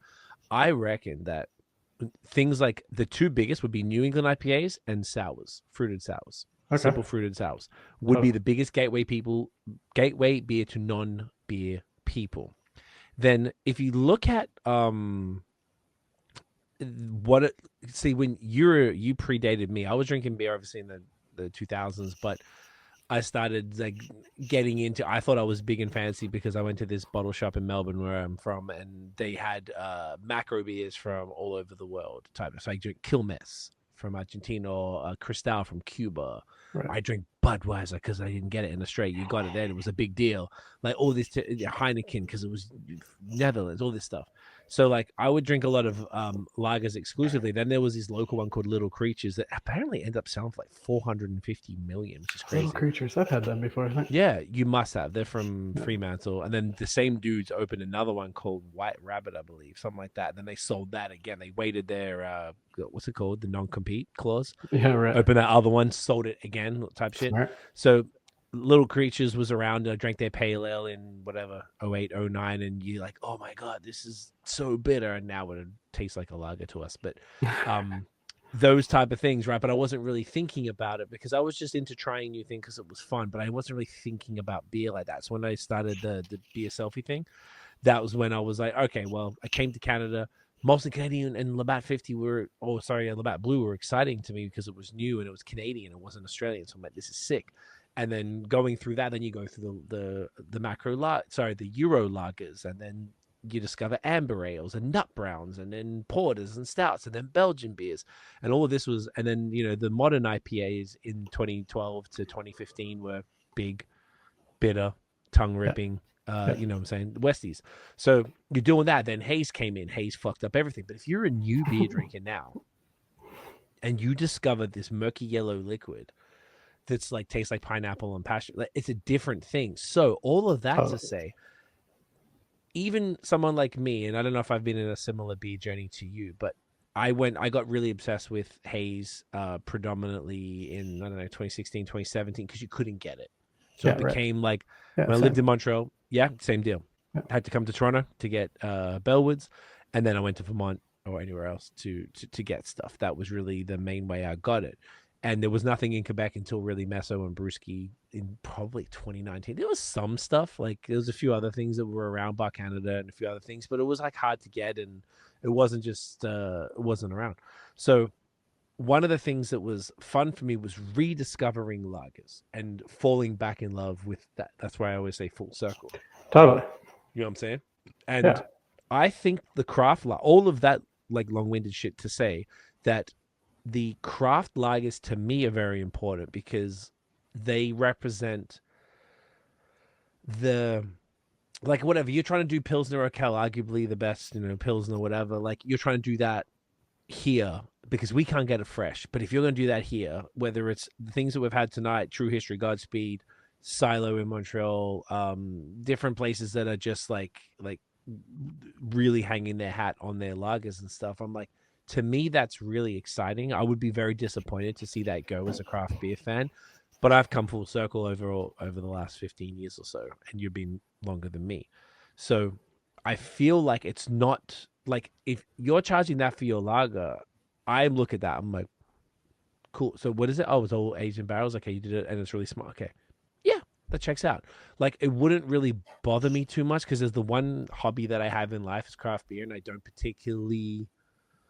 think I've ever put a beer back because it's too expensive. Right.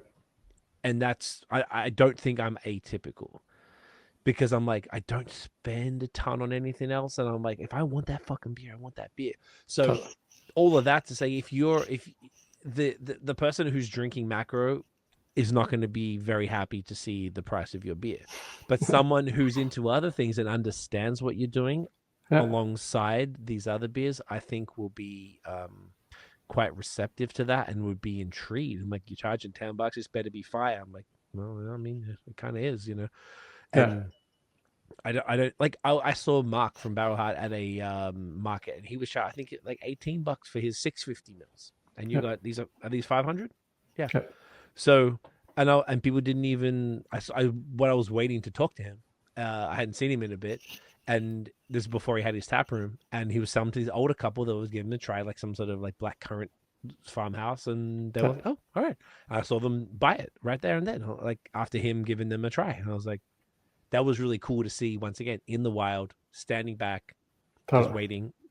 So I think it depends on the consumer, but I also do understand that if you've got a priority elsewhere, I would say that the consumer is just, I think they're all different.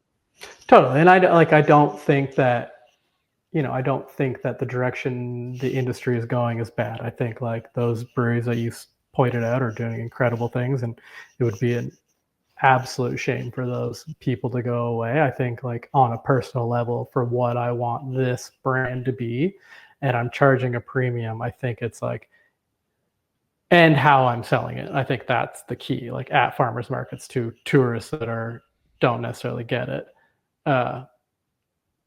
It's not that it's an easier sell, but if I'm more passionate about it, I can articulate it a little bit better. I have zero pushback to that. I think that's awesome. I was just trying to give you additional context as to maybe the type of consumer, but I think you're right. If that's where your heart's taking you, bro, you have to just follow it. You have no choice.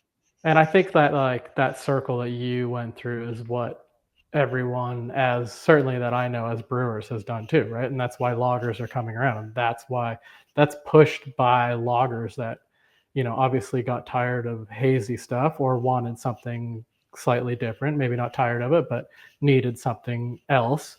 And that's why that is coming through. I don't think that is necessarily consumer driven. I think a lot of it is like brewer driven. I think so. Think you're 100% right. 100%. We were making lagers with other half when I was at Bellwoods, and that was in 2018 because we all just wanted to drink lagers. Amazing. What was the lager you did with them called? Do you remember? No, they went down there and made that. It was like Hell something, or I don't fucking know. Yeah. See, I think that's what I heard. I didn't really care that much about lagers. Yeah. Excuse me. And then I don't know what happened, but something, I don't know if I went to Toast in Brooklyn, right? The beer bar, and I had a 3-step slow pour of a Suarez family. Best. And I was just like, what the fuck is this? I had to wait like 7 minutes for the beer. And I'm like, what is this? Yeah. Lost my mind. It was our last stop of like a beer crawl. We'd been to like 4 or 5 breweries before that, including other half, like Interborough, like Threes, like all this like, Grim, all this shit. And I never forget that beer because I really that would have been 2018, I think. And I feel like that put lagers back on the map for me, and then I understood how amazing they can be. Yeah. And if I'm going to go to a physical brewery, if I had a choice of where I'm going to go, I would go to the place primarily that has a Luca tap. I want that experience, because if you're looking for an experience, I don't have that at home, and I want that. I will typically try, like, when I went to Philly, we went to Florida during to escape winter for a bit, which didn't work because winter went forever. But we went down, and the first stop was Philly, so I went to Human Robot. So all I had was whatever they had on Luca, and when I left, I was paying the check. I was like, give me a Mliko Paul, because you want that experience. It was just like all I wanted to drink was those beers. It's just such a beautiful thing that are like, as someone who identifies arguably as like a haze, haze boy, haze primarily, that's what I'm interested in. Lagers have really taken over a lot, so I like to see them, and I don't know if they're great. I'm down to pay as much as I'm down to pay for a great hazy IPA or a great pastry stout and stuff like that. But yes, all of that to say, you should very much, if that's where if you're like, I don't want to make as many lagers anymore, then fucking don't make it, because there's no point. If you're forced to do anything, then why do you own your own business? Well, that's exactly it. Yeah. You have to do what you want to do, because then it's like you said, it's going to be the best possible version of that beer. Hopefully. Yeah. Well, it's clear, I would say so. Then if you're forced to make it, you're going to feel begrudged a little bit. Maybe you still make it great, but you know what I'm saying? Like it's And I think like it's also, that's probably the most challenging style for me to make because I don't have cooling, right? So I rely on groundwater to get the wort down to a temperature that is fermentable. So in the summer, my groundwater is 20 something degrees. So I've made lagers at that temperature, and actually the yeast strain that I use works remarkably well. That's awesome. But at the end of the day, I think it's not.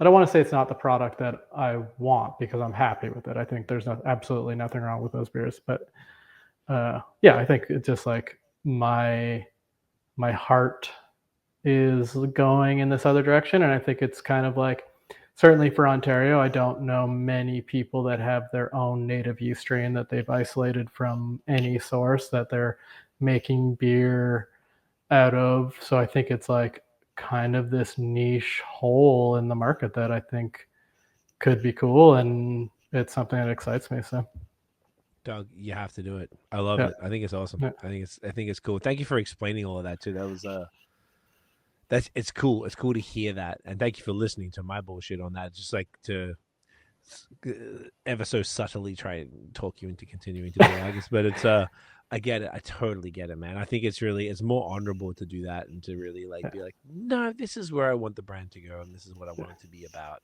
and really like don't fuck around. Like, this is what it is, and this is what it's going to be, and you stand on that. And I think people just respect it, and they're like, that's what Passage is right now.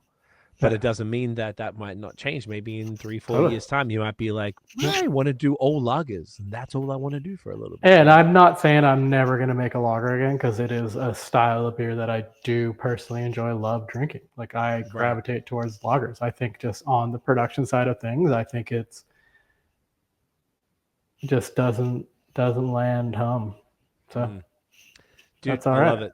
You absolutely, it's all right. It couldn't be more all right. How would you feel about a quick break? And then we'll jump into the next one. I imagine. Yeah, let's do it. Yeah? All right. Well, we'll be right back, yo. And we are back. And we're sticking on the farmhouse vibes, eh? Yeah. We're hitting the old whispering dawn here. Look at this gem. This is the barrel-fermented saison. Adjunct free, right? This is just straight up.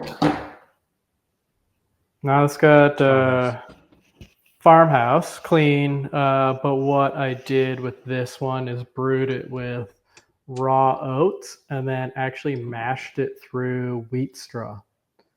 So there's a local farm called Good Family Farms, and they do regenerative farming. They do some pretty incredible stuff. So get a lot of my raw malt from them. So this is using their oats and their wheat straw. So the wheat straw went into the mash tun as a filter kind of media, and then also added some flavor to it. When you say, and excuse my extraordinary ignorance of general farming practices, wheat straw, what's that? So it's like the shaft left over after they harvest the wheat. So like when you get a bale of straw. Is that them shits when you drive past a farm and they're all like... Yeah, so that's either straw or hay. If it's green, it's hay. If it's that like golden color, that's straw. So straw is the shaft left over from any grain. So whether that be oat, you pull wheat, the grain off the top, it's the... Yeah, so you harvest the like berry, and then you're left over with the straw and chaff, I think is whatever the other shit's called. I like that word for it. You don't really hear too many agricultural product talks. I gotta laugh. Okay, first of all, cheers, brother. Cheers. Look at this head, mate. Fucking hell. Ooh.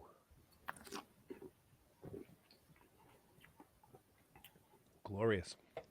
See, like, this is what I love about like farmhouse or saisons in general. I never really liked them because they were always overly phenolic, estery, banana, bubblegum, Totally. Yeah. And it just like I just never really like. I just always felt like. Ugh. Then I had like Hill Farmstead stuff. I was like, okay, this is what I'm talking about. Right. And then whenever I have some great farmhouse like this right now, this is like, okay, this is what I'm talking about. it's so balanced, it's so refined. It's not like that all of those tasting notes that don't really appeal, and I don't know what the deal. Usually it might be like saisons by breweries that don't particularly do a lot of them, or whatever. Maybe the barrel makes a difference. Yeah, I think they're, from my kind of experience, I think people associate saisons as a rustic beer, so they tend to throw everything in the kitchen sink into the beer. Gotcha. And they're not necessarily intentional about it. So it's like you'll throw a rye, you'll throw wheat, you'll throw oat, you'll throw fucking whatever, and then ferment it hot. And you're not, and the like, this isn't everyone, but the like, there's not a full understanding of what all that adds to the beer. So you end up with this kind of like muddled, phenolic, kind of overly expressive beer. But like when restrained, they can be beautifully subtle, dry, nuanced beers. Well said. I couldn't agree more. I feel like that's exactly what this one. Well, as you're saying that, this is exactly what I'm getting from this, and it's like if people have had maybe what I was describing before, like maybe those ones that are a little over the top, and then you go and have these nice refined versions. It's like, it just opens up a whole new world. I think like things that maybe you were intentionally ignoring because you hadn't had the best experiences, or at least it matched up with flavor profile. A lot of people do like that stuff, the bubblegum clove, estery, or bud banana, but this is not. So the wheat straw and oats are in the mash, is that right? Yeah, so or the oats is just like another grain. I got it as a whole oat from them, and then milled it in with the barley that I used, and then the wheat straw. Wheat straw is light, so it'll actually float the mash. So what I did is cut it up into the mash as like a filter aid, but it'll add flavor to it. So you're going to get like this very subtle grassiness from it. The oats should add a little bit of like, not creaminess, but a little bit of like perceived body. Again, barrel fermented, bottle condition. So I actually did, and I don't know if I sent you this, one of the membership beers, I did a spontaneous version of this exact recipe. So I actually made Fields of Gold. I have one with me right here, which I was going to show when we talk about it, but I have the rest around the corner. I might have it too. I think I sent it to you. So it's an interesting beer. So I've actually made 3 beers really out of the 2. So Whispering Dawn is the clean version of it, and then I do a lot of these like spontaneous, what I call spontaneous saisons. So it's easily fermented spontaneous beer as opposed to like a lambic. So those are the 2 ends of it, and then I actually blended them together for another beer where I did a bière de coupage on that. So it's 20% of this and then 80% of the spawn, and you get a wildly different beer out of all of them. So coupage is like a blend, essentially. Coupage, yeah. Yep. Okay. So typically coupaging would be, historically I should say, would be like blending down acid beers with hoppy bitter beers. And it was a way to like extend out those like probably grippingly acid beers and give it a little bit more hop expression. So you're like blending in clean beer with a sour beer. Interesting. I mean, that makes a lot of sense. Like it's a one way to sort of like, if something's over the top either side, then you're able to like blend them all together, or you got that sour beer that's too harsh, blending that clean. That's what we were talking earlier about that with the lager and stuff. Okay, amazing. So this specific one, this is just your straight clean version? Straight clean version.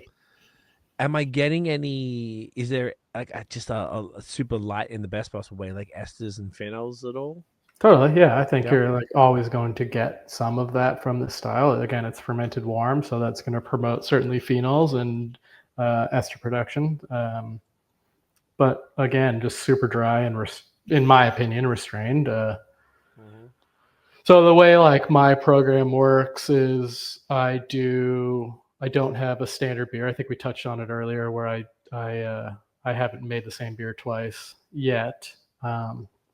But what I try and do is, because everything's so seasonal and really affected by the seasons, because it's minimal heat out there, things shift up and down. I actually try and brew a version of a particular style for each season. So Whispering Dawn is a saison. I do a clean saison, and I brew a saison per season or multiples per season. And the idea is a little like higher alcohol, a little bit more malt character, or darker in the winter. And then they're going to get lighter and a little bit more crushable in the summer. And then kind of just have this wave of beers that are just going to kind of subtly, and there'll be ones in between. It's not like you're going to go from a high alcohol dark beer to a light crushable in the summer, but you're going to have these beers that kind of drift, and they're going to reflect the season, and that's kind of how I've been trying to do all the beers, lager included, up until now. So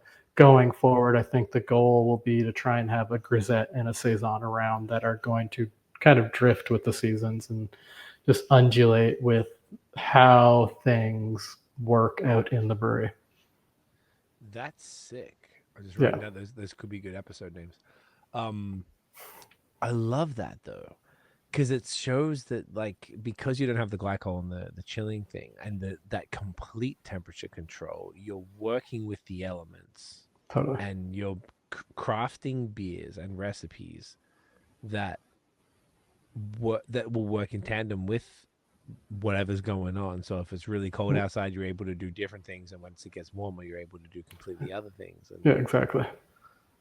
That makes it's almost coming back to what we were just talking about before the break. We were talking about the maybe your intention to do less lagers and more of the other stuff, and occasional lagers, where it's like it's sort of like it's really just going with what you are after, but also following with what the earth is giving you as such. Whereas like, all right, well, you're in Collingwood, it's fucking brick for half the year, so you're like, all right, we're gonna do these things for half of it, and then the other half you're gonna switch it up. I don't know. That's so cool, man. It's just like working with this really, like, in harmony is probably the word with what's going on around you. Yeah, and I think that, like, historically, certainly with these farmhouse beers, that's kind of what it was, right? Like, you would be working the land and then in the wintertime making these styles of beers, and like there would just be this harmony, and the beer would change and fluctuate based on harvest and all that. And I think it's just getting back to that, and like, getting back to that, like, certainly working with good family farms who are regenerative and making some really good product, like getting back to the land. I think there's like such a beautiful harmony with that, and like something that's often a disconnect with beer. As far as like people aren't always working with that, they just want to do what they want. Not even that, but just like, you're in the thick of it. You're producing volume, so you're just buying whatever grain I see. Yeah. Right. Rather than seeing whatever they have. So one thing I was going to ask you earlier and this has been coming up a lot this year, and for, once I say it, arguably obvious reasons. What's your thoughts or sort of position on the local ingredients, as far as whether it's everything from hops to malt to yeast to anything else that whether it's fruit or anything else that you're putting in the beers? Like, where's you looking at that with Passage? I think with Stillfields, I leaned into it a lot. I think with Passage, just trying to like get it off the ground, admittedly, was kind of just like buying what I could get. But certainly as I'm transitioning into this kind of more mature second stage of the business, I think I'm doing a lot more of that. So reaching out to local malt suppliers, local hop suppliers. Actually, these guys grew a bunch of barley that we were hoping to get malted, but we couldn't find a malt house. So I think like this coming year, we'll do the same thing, try and get that malted if I can use their malt. Like, they're 30 minutes away from me. Trying to use as much local. Certainly, like on the membership side of things, all the like flavor additions I use are local. So whether I'm foraging them myself or I'm buying from a local farm. Okay, when you say flavor additions, you're referring to fruits, berries? Fruit, flowers, anything I can kind of think of. Okay, just anything that would be in addition to the typical four ingredients of a beer and to enhance that. Okay, that's sick. So I wonder, is there, before we get to because I want to talk about the bespoke barrel stuff as well, but I don't know if we've really captured the whole essence of Passage as yet. Is there any parts of it that we haven't covered? I don't know. I mean, we've kind of touched base on like kind of rough brewing philosophy. Mm-hmm. I think like certainly the drive and where I want to go with the growth of the business is on the membership stuff. So the Bespoke Barrel Society. So we might as well just kind of go there. And I think it's a good segue into that. And let's jump into it. So this is an example. This is a beautiful big 750 ml glorious bottle. This is the just one of the. I just grabbed one. I didn't know if I was. Just wanted to show what it looked like. Totally. Once again, the other one had which was the one? Shifting Winds had 442 bottles, and this has 102, to show how limited these ones are. So let's talk about that. So Bespoke Barrel Society. Yep. Yeah. So that is your program where people can get, I guess, one per month of this beer. So yeah, the way that works is it's kind of a hybrid system. So it's a membership subscription thing. So you get a box a month. You get a box of 6 750s, and you get 2 flavors of each. Yep. 6 750s a month. Yep. So you get 2 flavors of each. So you'll get 3 different ones and 3 bottles of each flavor. So the idea there is to drink one fresh and then cellar the other 2. And I actually make this little leather booklet. It's called the Brewer's Passage. What is it called? Logbook, I think. And then I print out kind of a description of the beer, and then on the back side of the page is areas for you to write down notes for each single bottle. So you have 3 spaces for each beer, and you can write down the opening date. You can all your flavor descriptions, and the idea is just to see how this beer progresses. So you're going to get it relatively fresh out of the brewery. Obviously, it's drinkable. I would never put out anything that's not. And then drink it fresh, sit on it for as long as you possibly can, open up the second bottle, and then sit on the third for as long as you possibly can, and just kind of see the progression of these beers, because they really do change a lot when you sit on them. That is so smart. That's what I read when I was looking it up. I love it. I love the logbook thing. Like, I think that's just so thoughtful and so like kind of what I was saying before about everything's about to be AI. Like, what's less AI than a logbook? That allows people to sort of keep track of that. I've never heard of a membership like that where you get multiples of the same beer for the intention of cellaring and noting the changes. That is so sick, man. That's such like, where did that idea come from? Something I kind of was like thinking about at Stillfields, not necessarily that format, but it was like making beer exclusively for people that get that beer, right? Like, so they're typically, so the membership beers are all minimum 6 months in the barrel. They're all cool shipped. They're obviously sour to some extent. And then when I talk about flavoring additions, so like Meadow's Edge, that bottle you just showed, was local strawberries from a local farm. And then I foraged lilacs. What's that? Like the flower, lilac. Oh, that, okay. Yeah. So I foraged that, and that actually was a year ago, and I conditioned that in spontaneous beer for an entire year on the flowers, and then blended it with the strawberry beer at packaging. Fuck, that's so sick. Yeah. And now you're saying that I can sort of like hold it to the light, and I can see like a little tinge of, you can't really see it on camera, but I can see that tinge of strawberry in there. Yeah. Oh man, that's so sick. Like, it doesn't get more local and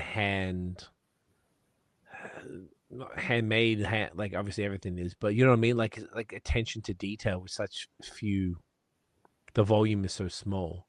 Yep. And that makes it so much more special for like if you're looking for something in beer that's not, not like not that we're drinking anything that's mass produced, but you know what I mean, like extra like handmade and like super small batch with like a book to look at. Fuck, that's such a cool and that's kind of where the name came from, right? It's like bespoke. It's made specifically for the members. Like aside from the tasting that we did at Lovebird a week ago, you had to be a member to try the beer. Well, you brought them to Lovebird for that. Yeah, we did some pourings just to like kind of get people to understand what it all was. So that was smart. That's a great idea. And we'll adapt you because Alex and Emily are just the best, and I love what they're doing out there. And I was very happy. I was telling you, I was very happy to see that you were with them up there. It's just like that's why it just feels like there's something going on up there, man. Like it's like it kind of feels like exciting, like like with you and Lovebird, and there's I don't know why thank you Enswell that I need to get to as well, that just seem to be like just killing it. You got stuff, even though Side Launch sold to Equals is a great brewery. Justin's a champion, like totally great. They seem to be running great. Dan from Collective moved up there as well. He's a legend, and I think that's super fun. Even Thornbury, like I know they're a larger company as well. Sorry, now they're Blue Mountain Brewing as well. I had them on the pod. Became kind of mates with James as well, who's the head brewer there. We talk about coffee a lot on text. I got a similar cafe espresso machine to him, so he showed me his. So like, yo, that's sick. And then like a couple of days later, I got an email from this local place that was selling it. Was on sale. It was like a little bit like the one up from his, and it was like, so yeah, he was like, we've been talking to him a lot. So I just feel like the what's going on up there is super cool. And I heard that like it's got it was voted some of the best water in the world. Collingwood, North America. Yeah. Collingwood, I remember doing in high school. I grew up here, so I remember doing high school or public school doing a tour of the water treatment plant, and it was rated one of the best water sources in. In that, so the water, then the apple, which I was learning about, like in general, the apple region, which I didn't know about. So I just feel like it's like it's coming up, man. And to have like the different breweries that's happening up there is very cool. Like someone who's down, like it's only a couple hours away, but just seeing it from afar and then now visiting a couple of times in the last few months, like I'm like, oh, this is fire. Like it's not only beautiful and everyone's lovely, the food's amazing for everywhere, but just like knowing that there's so many cool breweries just doing amazing things is so exceptional. I think it's like it's an exciting time. So it's very cool when you were saying you're in Collingwood. Man, I was in Collingwood the whole like Canada Day weekend. I wish I knew. I wish we had connected before then. But it's okay. We'll get back. Seriously. But it's so sick, dude. Like it's so cool that you're doing that and then you're foraging things that are super like hyper local. It's just it's the antithesis to everything AI and everything that sort of it brings back to that. We said authenticity, but also human connection that is what people are going to be craving when already, and think about it, it's only 2025, like shit's about to get real and AI is still rudimentary compared to where it's going to be. So it's this type of thing is going to be more valuable very soon. Like right now it already is, but I feel like it's going to be more when everything it feels around you is not by humans anymore. Right. The more we have all of that stuff. And I think it's like, I don't know, just it's very, I imagine you hand package every single one of these things. Yeah, everything's hand bottled, hand labeled, hand corked, hand everything. Yeah. I think like, I pull a lot of inspiration from the wine world. And I think that whole like concept of terroir and, if you can really, it's not even necessarily like the time and place of terroir, but if you can get like regionally specific and start making these styles of beers that are like, hyper local, I love that concept. And whether that's clean or not, like I love the idea of like Kolsch, like Cologne, the whole city banded together to make this like lagered ale to combat light lagers coming out of Munich or whatever the fuck the story is. Like that's so fucking cool, right? Like to think that you have this regional beer that just like I love that. Everything from there. Yeah, I love that idea. And it's like, whether that's a spontaneous beer, which is kind of where my heart lies in that side of like things. I think you can, if you can really get that like sense of regionality when you do those types of beer for sure. Like certainly spontaneous with foraged things, local ingredients, and it doesn't get any more local than that. yeah. And then on top of that, hand packaged, hand bottle capped, like a stamp on each label. I imagine you're probably putting on each label by hand and then writing on this number of the bottles. Yeah. Like that was like I don't think I knew that beforehand. And when I was like putting them in the fridge, I was looking at it and I was like just once again, just to show like the come on, wait, let me tap. Yeah, so one of the cool things about this is like our seasonal stamps too are actually a separate stamp. So they actually come off, and you can, the idea there was to like collect them, right? So like each stamp you can put, and I've got a little book that I have that I actually collect these stamps in, and I'll make tasting notes of the beer. So I'll put this in a little notebook and then start making tasting notes of Whispering Dawn. This says spring 2025. So it'll say the one that you can actually, oh my goodness. Yeah, so they're seasonal. So I don't know if you might have a few seasons. So even on Export Gold, like Export Gold here, that's a separate, the ship is a separate stamp. Stop it. And this one's summer from the Slow Bloom. Yep. Yo, dude. Fuck, that is awesome. I didn't even like touch it I was like the tactile nature of this is super cool to me because I feel like when there's like, I don't know, maybe because I'm marketing, like I see branding and I'm like, I really like branding, and part of branding is that in beer is that feel. Like if it's smooth, it's fine too. But I feel like this is like, oh, you paid extra for this texture. Yeah, we actually we sourced a printer out west to make these labels. No shit. So when we were with Stillfields, we had paper labels that we really loved, but they didn't have a backing on them. So when they got wet or kind of like wicked and sweat from the label would actually start to peel off. Oh, I see. Because they were just paper. But these guys are doing a paper label with a waterproof backing. Okay, so then they can maintain. So they maintain quality. So you can like, soak this in. You can throw it in whatever. And so yeah, there's a printer summit, they're called, out in BC that do all our printing. That's amazing. Yeah.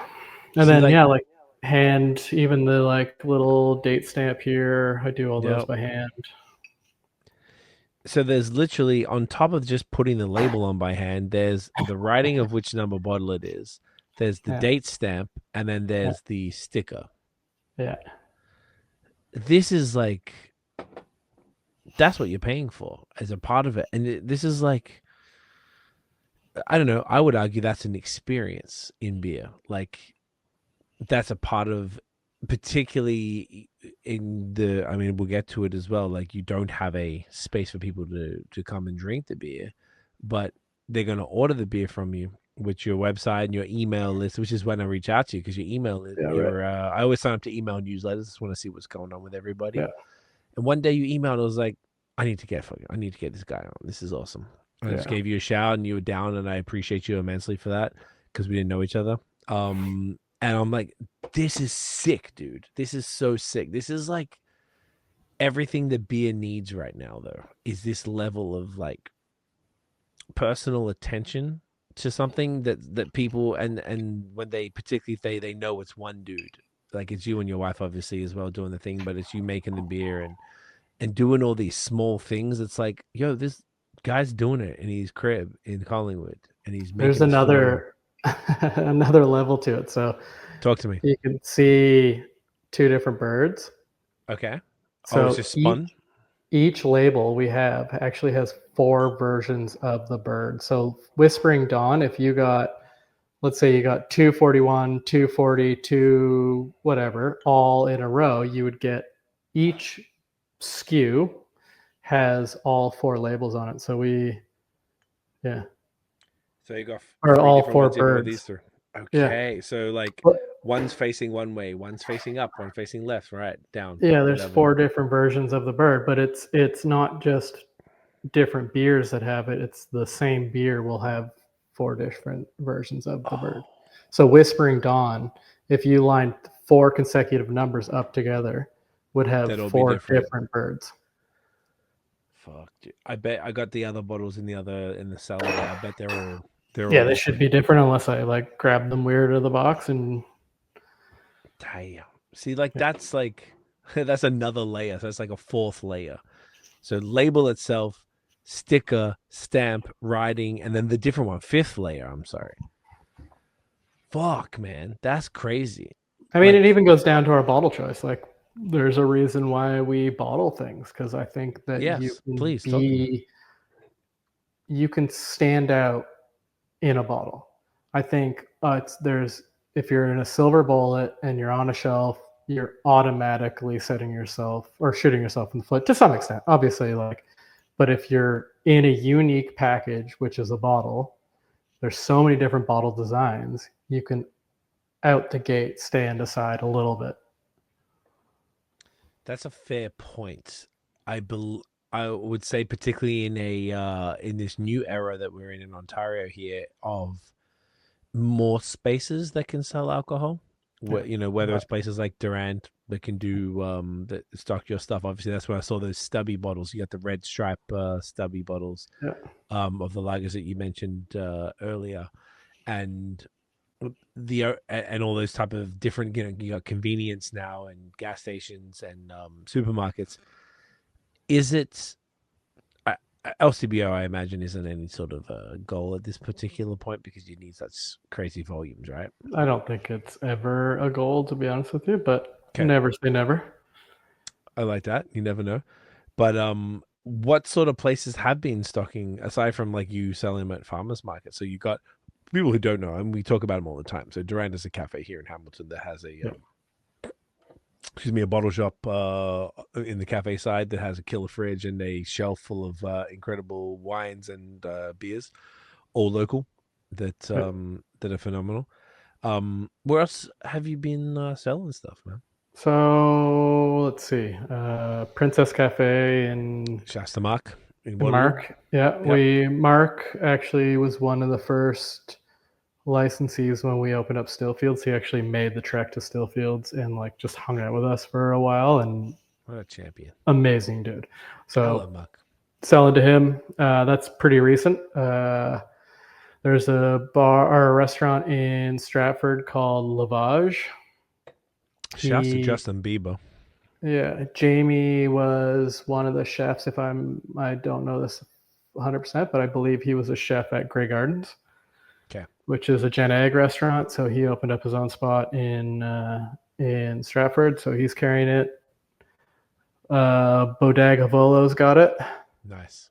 We have it at Union and Côte de Boeuf on Ossington. Hell yeah. I've been to Union. Hell yeah. Yeah. That place is great. Yeah, they're phenomenal. So Hearts that we made Export Gold, they're part of the same restaurant group. And then they have La Tambour in Hamilton. Have you been there? I was talking about it with my girlfriend like 2 days ago because our rich friends who split time between here and Costa Rica, they were saying, she's like, it was, and she's a Toronto girl. She was telling my girlfriend, she was like, La Tambour or whatever is as good as it's not good for Hamilton. It's good for like, if I know they got your shit, I'm gonna tell my missus after this and be like, we gotta fucking. Yeah, we don't have it at La Tambour. We have it at all their other locations. So I'll work on that. I'll work on that for you. Okay, please. It's La Tambour, Union, Côte de Boeuf, and then Hearts. And they might have something else. I did. And where's Hearts? Hearts is up here. Up here. Tambours is in Hamilton. Côte de Boeuf is right beside Bellwoods. Like literally right beside Bellwoods. Next, that place. I know the place. Okay. Yeah. And what was the fourth one? Union, which is just which is Union, which is down the street from Bell. I'm gonna tell my missus right now. That's fucking amazing. Okay, dude. Okay, so hot. That's so fat because I was like, I can see the logo on here. It looks super familiar. Okay. So it's in there. Okay, where else are you selling?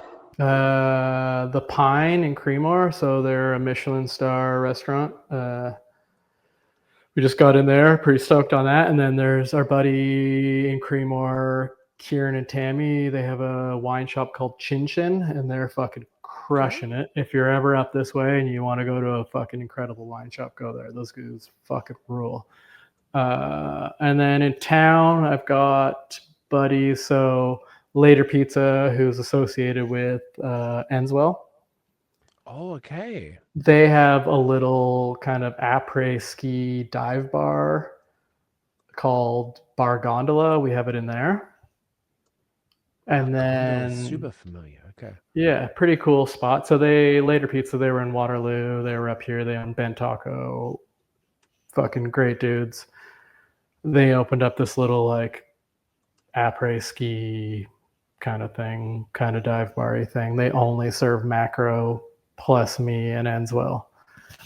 Shit, that's awesome. Pretty fucking hilarious. And they're crushing it. And then there's a restaurant up here called Georgian Bay Surf Club that I make a Mexican lager exclusively for them. Just okay, so you don't even sell it? I don't even sell it. Yeah. No shit. So how did you get tapped in? To be honest, like this whole restaurant thing is I lived in Montreal for 10 years, so this is given very much Montreal, and right. I mean that in the best possible way, because I feel like the Montreal hospitality scene is pretty spectacular, and we went back this year. We hadn't been back in a bit, and it just reminded me how incredible it is. Everything that how did you get involved in with all of these folks? Was this because you've been a beer guy forever? This is just, you just meet people along the way and you're like, they appreciate what you're doing? Yeah, I think so. I think like, certainly all the local people know me, and I think it's just an extension of that. Like the Pine knew of them. They kind of wanted to carry still fields in some of the spontaneous stuff I was doing then. So they stopped by the market and bought some beers and loved it and ordered some shit. Buddies with all the local people here, including Hearts. So we've made some beers together, which then translated to Union and Cote de Boeuf. Lavage in Stratford actually reached out pretty early on in Passage days wanting to carry it. And at that point, I was trying to limit licensee sales because I just didn't know kind of brewing capacity at that point. So we have friends that live down there that kind of brought them up, and I was like, oh yeah, fuck, those guys have reached out. Why don't I touch base with them and start selling to them? Who else? Chin Chin, kind of mutual. I met them through Stillfields, but he was also the sommelier for Hearts, Union, all that sort of stuff. So it kind of like worked. I had met him at Stillfields and then went to the shop, and I was like, hey, I think we'd be a great fit. And they actually fucking blow through our beer. They crush it. So good. Yeah. I think though, like with our price point and our beer styles, my kind of direction, aside from some of the places that I do, it's more of the like not finer dining, but higher end stuff that can almost absorb the price point a little bit easier, if that makes sense. Yeah. Absolutely. I was just even think literally all the places like when you said Union, I'm like, oh, that's the type of place we go to. It's not like fancy, but it's like more expensive than the average place because it's better quality. To me, it's the craft beer of restaurants. So if we're going to go out to a place in Toronto and Hamilton, wherever, we always try to go to something that represents that's got the type of cuisine where I'm like, oh, this is really thoughtful. Maybe it's a little fancy. Sometimes it's weird, but I'm like, it's pretty sick. So to me, when those places have a highly curated and thoughtful beer list, they don't always have that. That's the only downside to a lot of these places. They almost always have a wicked wine list, like natural wines, local, and hyper local. It's always like Pearl Morissette or something like that on there, which is phenomenal, obviously. And then the beer is kind of like when I went to Union, it was a Monday. I typically don't drink on Mondays. So I went to Union on a Monday because we went to a show. And I was like, fuck, they had some like really good shit. And this was, I don't know, a year or so ago. It was cold, whenever it was. So like, I'm like hearing now that they have your stuff. I'm like, oh, that checks out. That's the type of place where you get a dozen oysters and then you like, you know, it's going to be 100%. Yeah. Yeah. And then all the different things. And they're going to be smaller dishes, but they're going to be so high quality that you're going to feel extremely satiated. And I everything, that's kind of why I was asking, because you sort of mentioned a few things and I was like, oh, this like just makes sense for the type of beer that you got. Like you said, they can absorb it because we're not looking at the price when you order a lot of things. Not ridiculously, you're not trying to come out there with $1,000 bill, but like, you know, you're ordering a bunch of stuff and maybe you with a few friends and you just want to have some great quality things because you want the beverage to match the quality of the meal, and that's what you're willing to throw down on. It's that's a good look for you. And I bet those are the places that could probably get those lagers and just be like, you know, do them at a reasonable price. That's that would pair perfectly with all the food and everything. I like that. I don't know why I'm not surprised at all. Yeah, I think it's, again, being intentional with who we work with in, like, you know, whether it's buds or just like seeking out restaurants that kind of align with the direction and the like concept of the business. Yeah, I like that. Align with the concept. That's really what it is. And then, and if it, I knew some of the hospitality people in Montreal, like not like owners. I met some, but like people who work there. It's just like it's this own subculture of restaurant workers and restaurant owners, just like I'm a part of the subculture of the beer thing. And I resonated more with the beer people, but I saw it with some of our friends in the restaurant. I'm like, oh, it's the same shit. Like, no wonder there's like there's a bit of a Venn diagram crossover type of thing that made a lot of sense. And you went to some place like, you know, Lawrence or Larry's in Montreal because the owner there had connection with Hill Farmstead, so they would bring in some Hill Farmstead. They went and started Will's beer in Montreal. Afterwards, it was like one of the owners actually sold his part to leave, and then he partnered with his cousin that had the same last name, so they called it Will's, and they make some phenomenal stuff. And they introduced us to Sean Hill from Hill Farmstead, so we went down there, and like, and you can see that whole connection because they came from that. I'm like, oh, that just makes so, because I never understood why they had such great beer in this one little place in Montreal. It made no sense. So it's sort of like I always like had a little bit more curiosity about that world and how it crossed over with beer. So it's kind of cool to hear you say you're working with all of these phenomenal places. And I think that's almost, I don't know. Do you feel like, I feel like it's like not the future of beer, but I feel like that's going to be a real great way to continue to get beer in front of people. Like if a place like that where people are going, they're not going there for the beer or wine, they're going there for the food, but they trust them for the food. So therefore they would trust that the beer and wine and all other beverages on the menu would perfectly just as high quality as the food and would complement those dishes. And they almost they're selling what you're doing. And I think that's the big thing for me, right? Like, especially because I don't have customer facing, it's aligning myself with people that are going to take my story and give that tableside romance to whomever the customer is and sell it for me in an eloquent, you know, articulate way that's going to really represent the brand and also just align with that customer, like, or their brand in general too, right? So it's like all of that. Did you just say tableside romance? 100%. I love that. I'm writing that down. Is that the episode name? It has to be.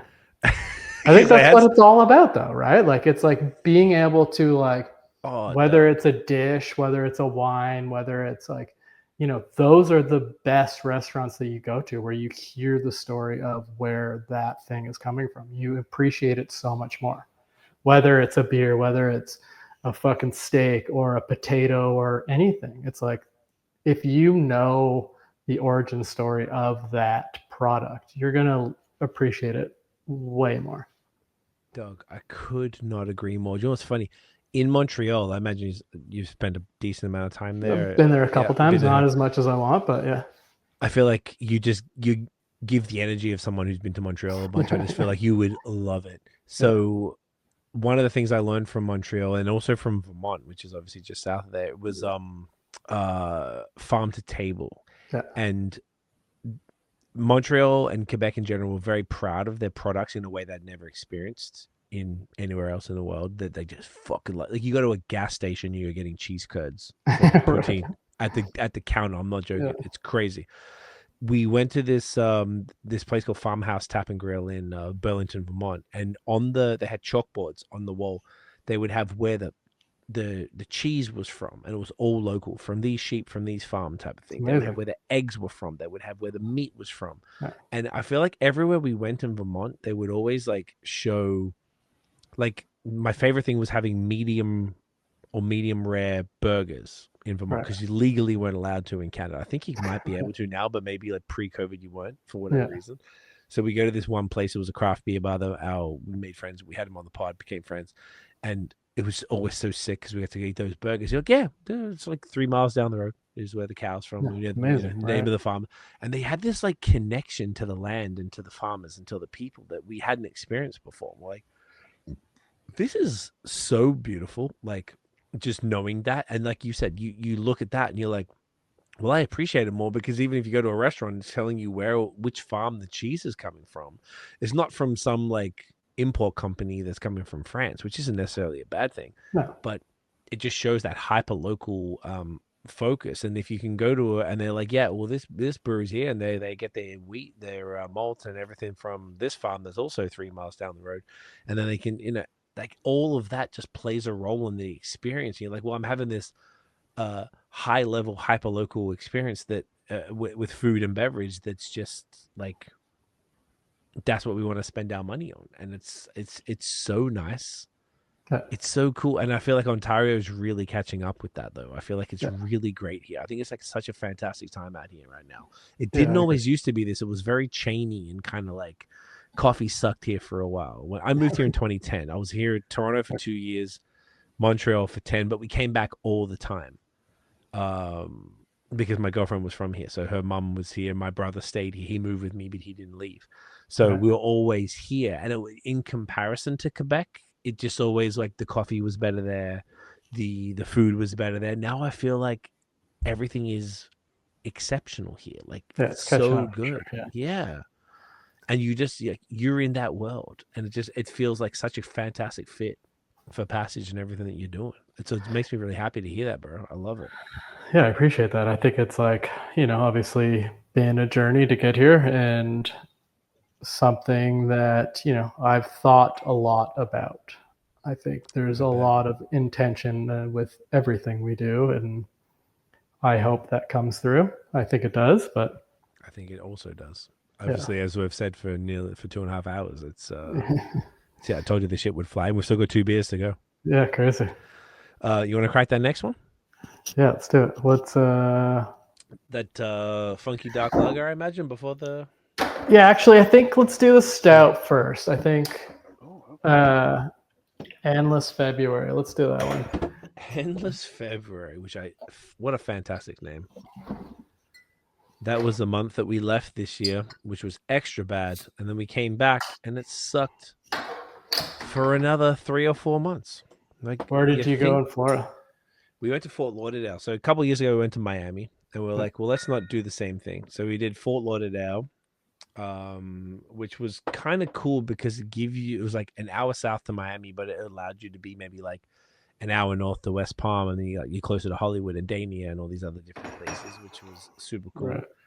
Right. We were in this little, like, what would you call it? Fourplex, whatever that is. Like, there was like 4 apartments, and I was taking the trash out one night, and there's this dude out front smoking a spliff, and he ended up being from Montreal. Crazy. Him and his wife were there, and they were there for like 5 months. We were there for 1 month. We're like, oh, like, all right, y'all are fucking crazy.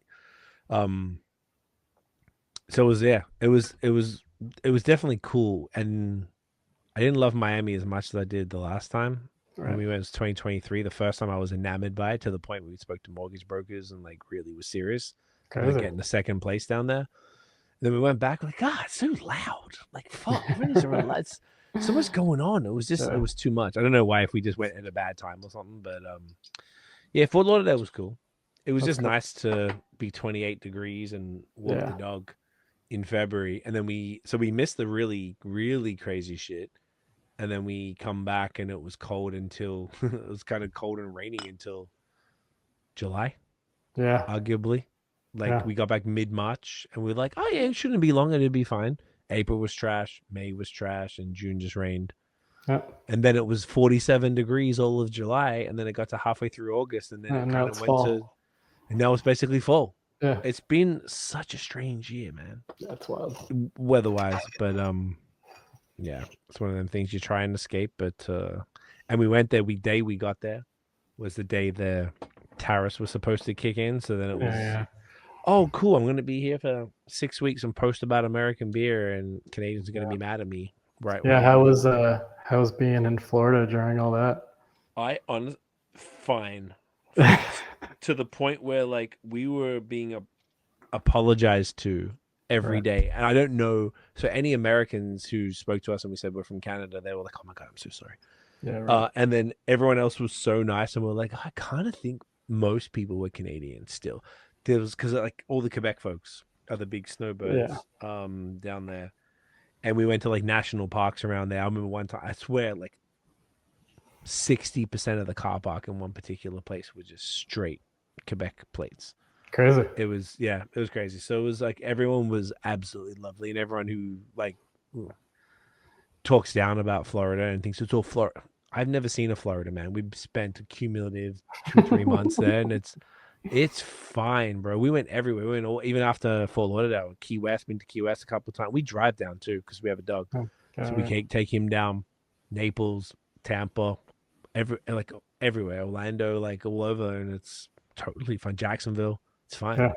It's like Toronto but warm. Everyone's my wife's family had a place in Naples, a timeshare, and we'd go down all the time, and I fucking loved it. Yeah, it's cool. Naples is rich as fuck and old as fuck. Yeah. Like, they would honestly probably of all the places I've been, and this is not saying it's necessarily bad, but just my least favorite place because I feel like people were the least cool. Yeah, they were just a little snootier. Whereas like in Miami, Fort Lauderdale, Key West, everyone's just so nice, and I feel like Naples they were a little bit like really rich. It was very different. It was a little bit different. But the sunsets were crazy. Yeah, that was like the first kind of like real like ocean beach experience that I've ever had, and it was wild. I would nap on that beach every day, and it was incredible. It's just that sunset, Isn't it crazy? Because it was like the west. Because we were used to being on the east side, so that was our first. Because we went to Key West, and then we went to Naples before we went to Tampa. And we're only there for a couple of nights, but we just went for a cruise. That street by the beach is whatever. It's like the $1 billion. It's got like a nickname, $1 billion street or something. What it's called too. And they were just insane. But like the sun's just right down that beach. I don't know if I've seen anything like it before. It was absolutely impeccable. It was so nice. It was so nice. I like to say they're a bit longer because I kind of feel like we didn't really get to do enough. If you guys were down there a bunch, you'd probably have a bit more of the vibe of it and sort of like what the type of folks. We didn't get to go to that. Was that Main Street with all like the restaurants? There's like 3rd or 5th Ave, and then there's I think it might be 5th then with all the fancy restaurants. That like 5th is like the main one. That's like that's what I'm thinking of. Beautiful. We didn't get to go because we were there for literally 2 nights, and you got in, and we had the hotel. What did we do? There was this place across the street from the hotel that was like this fancy, like mall type of thing. It was actually quite nice. Like a lot of like those like plaza malls and things like that. It's totally different vibes, but yeah, it's cool, man. Florida's cool. Pretty sweet. It's just a shame with everything that's going on because it kind of makes a lot of people not want to go, and it made me feel bad because obviously we know not in Florida. I met some breweries and stuff, and I don't know a few of them, but like just in America in general, I always feel like, oh, man, like they even if they didn't vote for everything that's going on, they're getting super negatively, particularly up here, like Buffalo side and whatever, like like Lewiston and shit like that. Like they're getting. We went to a place in Lewiston. We have a little PO box up there, and we went to take my mother-in-law to get her Nexus. And I went to my friend's shop. Here's a bottle shop there, so I usually get my shit there. So I went there and I went to they ended up in this like art store. This lady who's actually Canadian who must have married an American and lived in Lewiston, and she has this little art. All of the art's hers, beautiful stuff. And she said we were the 6th, 7th, and 8th Canadians she'd seen, and that was in June, all year. So she'd seen like less than 6 Canadians from January to late June, all because of all of this. And like, there's businesses there that are suffering, and there's businesses over here that probably Americans aren't coming over to support, particularly like the border ones as well. So it kind of makes me a bit sad that people get kind of like caught up as like fodder in all of these, political things. But anyway, Endless February. Yeah. Which is unless you're in Australia, Endless February is pretty sweet. Yeah, right. I imagine so. In Canada, up here, not so much. Well, this beer though. Oh, and this is like 4.1. That's crazy. Look at this beautiful little thing. So this is like, what would you call it? This is an oatmeal stout? No, I don't think it has oats in it. This is it's got, what does it have? I don't even remember at this point. Chocolate wheat and then like roasted malt. Phenomenal. It's quite bitter, which I really like. Yeah, I bitter my stouts pretty aggressively. I think this one's like around 50 IBUs. 50? Yeah. I think the roasted character can like hide that pretty well. So yeah, it's not too punchy, but it's actually quite fruity. Yeah, you get this you get like a I almost describe it as like a raspberry thing on the back end. There's like almost acidity to it, but then you get that like berry punch to it. Interesting. What would cause that? Yeast. He is like a fruity English ale yeast. Also, probably first turn on a barrel, so you're probably getting Chardonnay in there that's just getting like melded into it all that you don't even realize. Okay. Is it the same, not the same barrel, the same type of barrel as the lager? Yeah, that would have been sent from the same lot that I bought from wherever I got that. I think it might have been actually Slow Bloom. I think I did Endless February in it and then stripped the fuck out of it, like added, like packed it with boiling water multiple times and then did Slow Bloom. I think is kind of the way that barrel lineage worked. Spectacular. Yeah. This works so well. The barrel, so the berries are the main thing you'd get from the barrel on this one, you thinking? I'm guessing the berries are probably from the yeast, but I think you're getting this like probably fruit character from the Chardonnay that's elevating that a little bit. Okay. Oh, should I take all these photos? I don't even remember now. This is fantastic. This is like, it's extra cool because it's like a total different a different vibe to everything else that we've done tonight. Yeah. Is this actually I was about to ask, is this like a seasonal, but of course everything is like a one-off so far. Was this the only stout that you did this cold season? Yeah, I think, how did that work? I think I brewed the next beer we're going to have first, soured that, but it took a long time to clean up in the bottle. So I ended up brewing this and releasing this in March, kind of right before St. Patty's. And then once this was gone, I released the next beer. Okay. Was this the first stout you'd done? I mean, based on how long you've been open? At Passage, yeah. Yeah, at Passage, yeah. Yeah. At Stillfields, I did a lot of like weird different stouts. So I like using wheat a lot. So I did like 100% wheat stout at Stillfields. So wheat malt, roasted wheat, chocolate wheat, and then amber wheat, I think. There was like a middle, trying to layer the flavors. Oh. Yeah, there was something in there. Maybe Cara. It was probably Cara wheat, which is an amber wheat. Cara wheat, gotcha.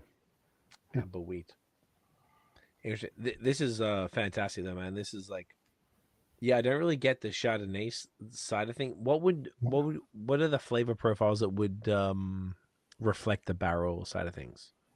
I don't know if you're like going to be able to pick that up because it's such a robust flavorful beer that I think that like barrel's just going to get wrapped into it, and it just kind of melds in with everything. So I don't know if you'd be able to like distinguish one flavor profile that is specifically barrel, even though it's first turn barrel for me. Gotcha. Even with all the Chardonnay, I guess it's sort of like that sort of roasting malt sort of makes it a bit more difficult to see. This is fantastic. And once again, this was it's got that the winter stamp. Yeah. Hang on, there we go. To come off that, which is sick. Is that in the logbook, or you just put that in your own book? You meant that's its own book, or an own book that I make myself. Just like a blank moleskin. We've talked about doing something for that. I just haven't come to fruition yet. That could be fun. Yeah, because it's sort of like a like merch thing. Yeah, just like a collector's item to come with it, even if it's like something small that's that people could it's add on to an online order or that the market. And like, you got these things, you take that off. Just showing these like I've never seen anything like this before. I've seen stickers on a label, but not in this way. Like the ones that come off. Like say if the bird was a sticker, you take that off and it would just leave like a white background or whatever, as opposed to like the stamps and stuff. And I just feel like that's like it just brings like a whole other element to the product experience, to like the brand experience. I'm sorry, that you don't see, and that's what's really like helps you stand out. Like it's just so sick. Where did you get the idea from? Was it just more like this, let's just fucking do it, or did you see it somewhere and want to do something similar? Actually, the like main original influence for the design in general was this vintage Japanese stamp that we saw, and we're like that for the entire branding, and then we kind of riffed off that with our designers and kind of landed on what the branding is now, and then we wanted to keep an element of that.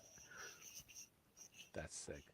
There's something kind of Japanese about which like it's like simple imagery, which is really nice. Canadiana too, though, with the fox. Canadiana, there's like a lot of cool like references. Lighthouse. Which is dope, man. I don't know, man. I honestly like I'm kind of gassed on it because I just don't see it that much, and I'm big on branding. Right. And I already appreciated your social presence that we'd spoken about before, but seeing the products in person and then being like, oh, these fucking like I don't know why I just love a nice little textured label. Like they just it feels so good, eh? Doesn't it? It really does, and it's almost like one of those things where I could understand why a brew would be like, let's cut the costs and let's go with a smooth one or whatever it is, the cheaper version of that. I'm never mad at that because I get it. It's a rough time, but like then on the same token, I'm like, oh well, if you're really like going balls to the wall, not only are you going with the beautiful textured kind of paper label, but you also said is water safe as well, so that you can chuck it in like a cooler with ice or whatever, and she's not going to get all fucked up.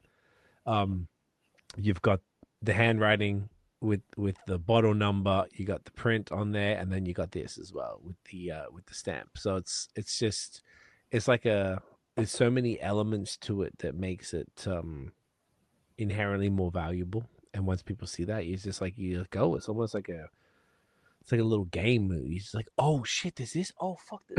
Little Easter eggs everywhere. Yeah, Easter eggs. That's a better word for it. Yeah. Exactly. Yeah, you're just seeing all these things, and I'm like, that's kind of what I just really feel like is what beer needs, man. It makes it fun, and the fact that you are so incredibly small. What's your and like the hex per year, or the? I mean, we just hit a year. I don't know what we hit, but we do like 2 hex batches, so. Of everything. Okay. Of everything. So it's like a barrel per batch. Per batch. So okay. So everything is hyper small batch, right? So nano brewery is what it said on Tapped. Yeah. And that adds up. But like the fact that a nano brewery is going out of their way to do these things that you would expect from a brewery with a much larger budget footprint, tap room, is even cooler to me. I just think it's like it's such a like I don't know. It kind of adds your demeanor and like how I can, how you handled steel fields and how you handled everything. It just kind of like this kind of just feel like it checks out. Of course. Yeah, of I course. think this is like so much more us, like I touched on earlier. I think like one of the things that we do, I mean, we even call the brewing space a studio. So it's like it's a 600 square foot studio. Our kind of tagline is the art of slow fermentation. I think it's like it's leaning into all of that. I think there's like, to me and Jackie, the visual side of things is equally as important as the beer in the bottle, if not more. I think you're so right. as terrible as that is. Yeah. Which must like kind of kill you as a brewer because you're like, God damn it. But it is what brings people in the first place. Yeah.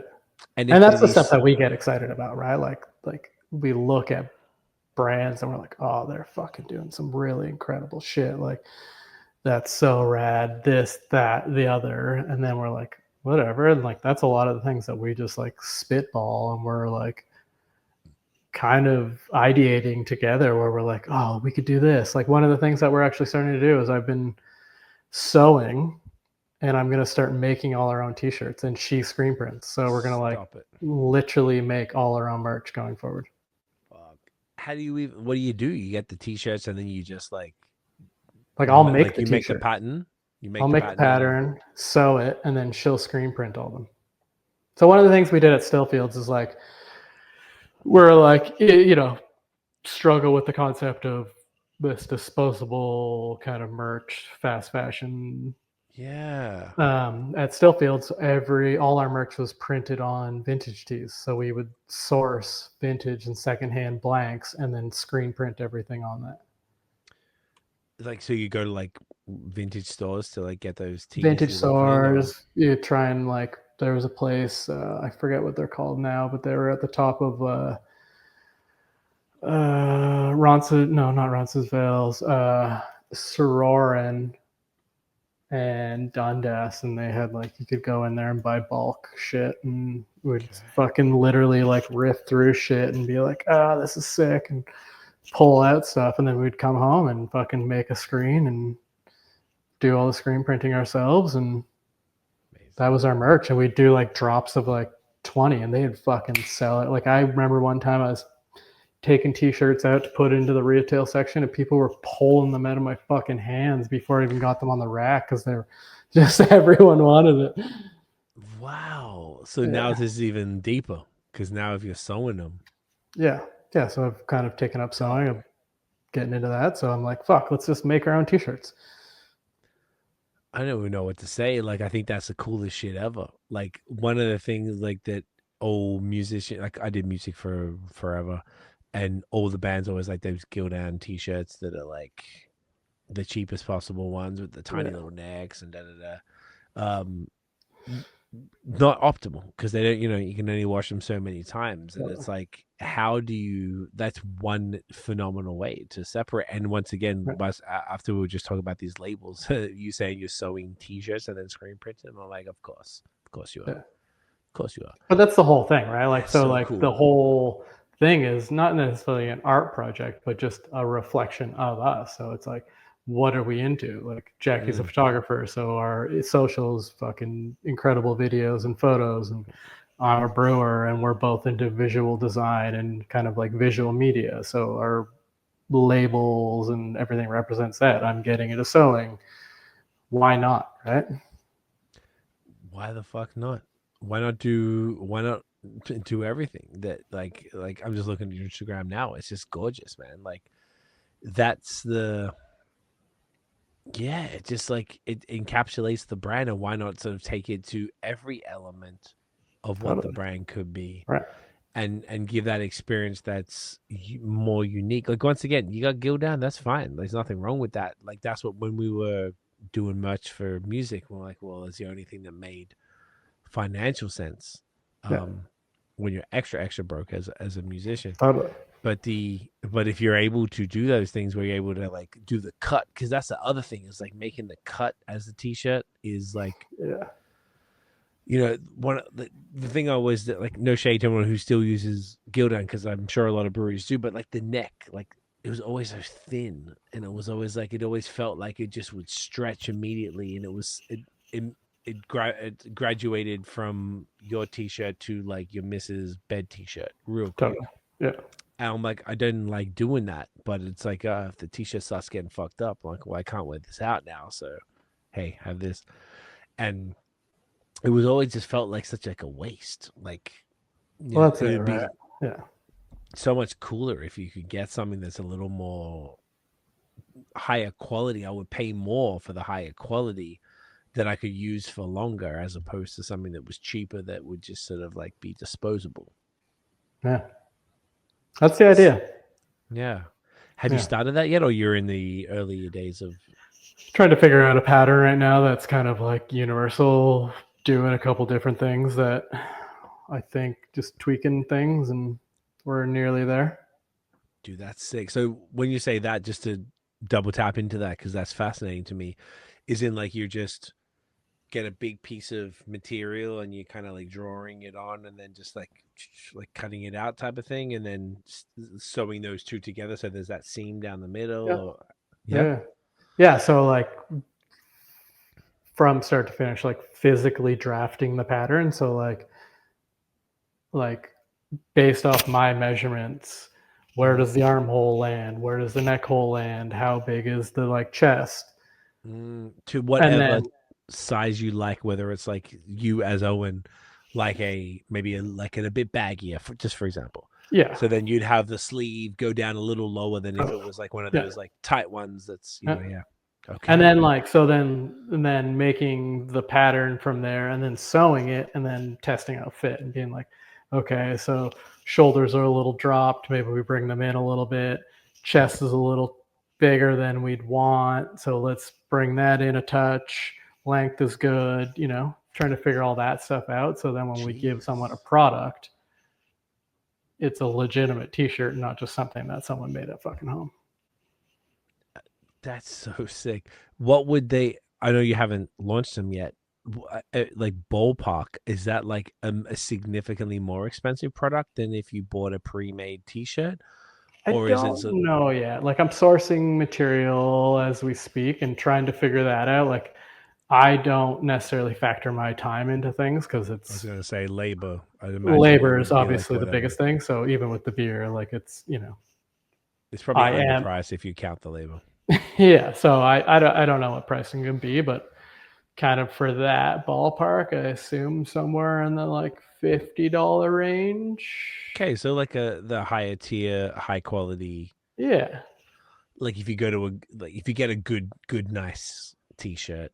I think I think that's kind of where it lands in my brain. I don't know. I will see. And like one of the things we're trying to do too, and I haven't mentioned this, is like with the membership, we're gonna pre-sell it to them first. So we'll make all the merch that we're going to make going forward will be pre-sold to them, and if they buy it, then that's it.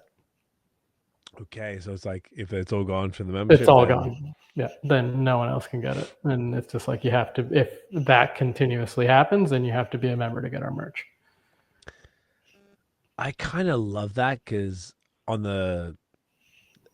we have a membership for our social media agency on YouTube. We have a YouTube channel, so we have a membership there, and that's our main thing. It's not a lot of financially, it's not a lot of money, but it's more like those are our key clientele, like as far as the main people that we try to serve. Exactly, right? And there's something to that. There's something to memberships that I think is sick, and it's like people who buy into the brand, they deserve more. And they deserve exactly what you're talking about. Yeah. They deserve access to that. They deserve access to these special beers where Owen has walked through a field and fucking picked these flowers or strawberry, whatever it is, to go and put in those beers. And there's something that that's it comes back to that kind of AI. Like, I love AI. I think it's like going to be dope, but I think there's also the flip side, whereas like that humanity side is going to be extra, extra dope and extra valuable, and it's going to be worth more because there's going to be so many people who aren't doing that. So when you do it, you're going to be one of the few that are doing it. So therefore, it's inherently worth more.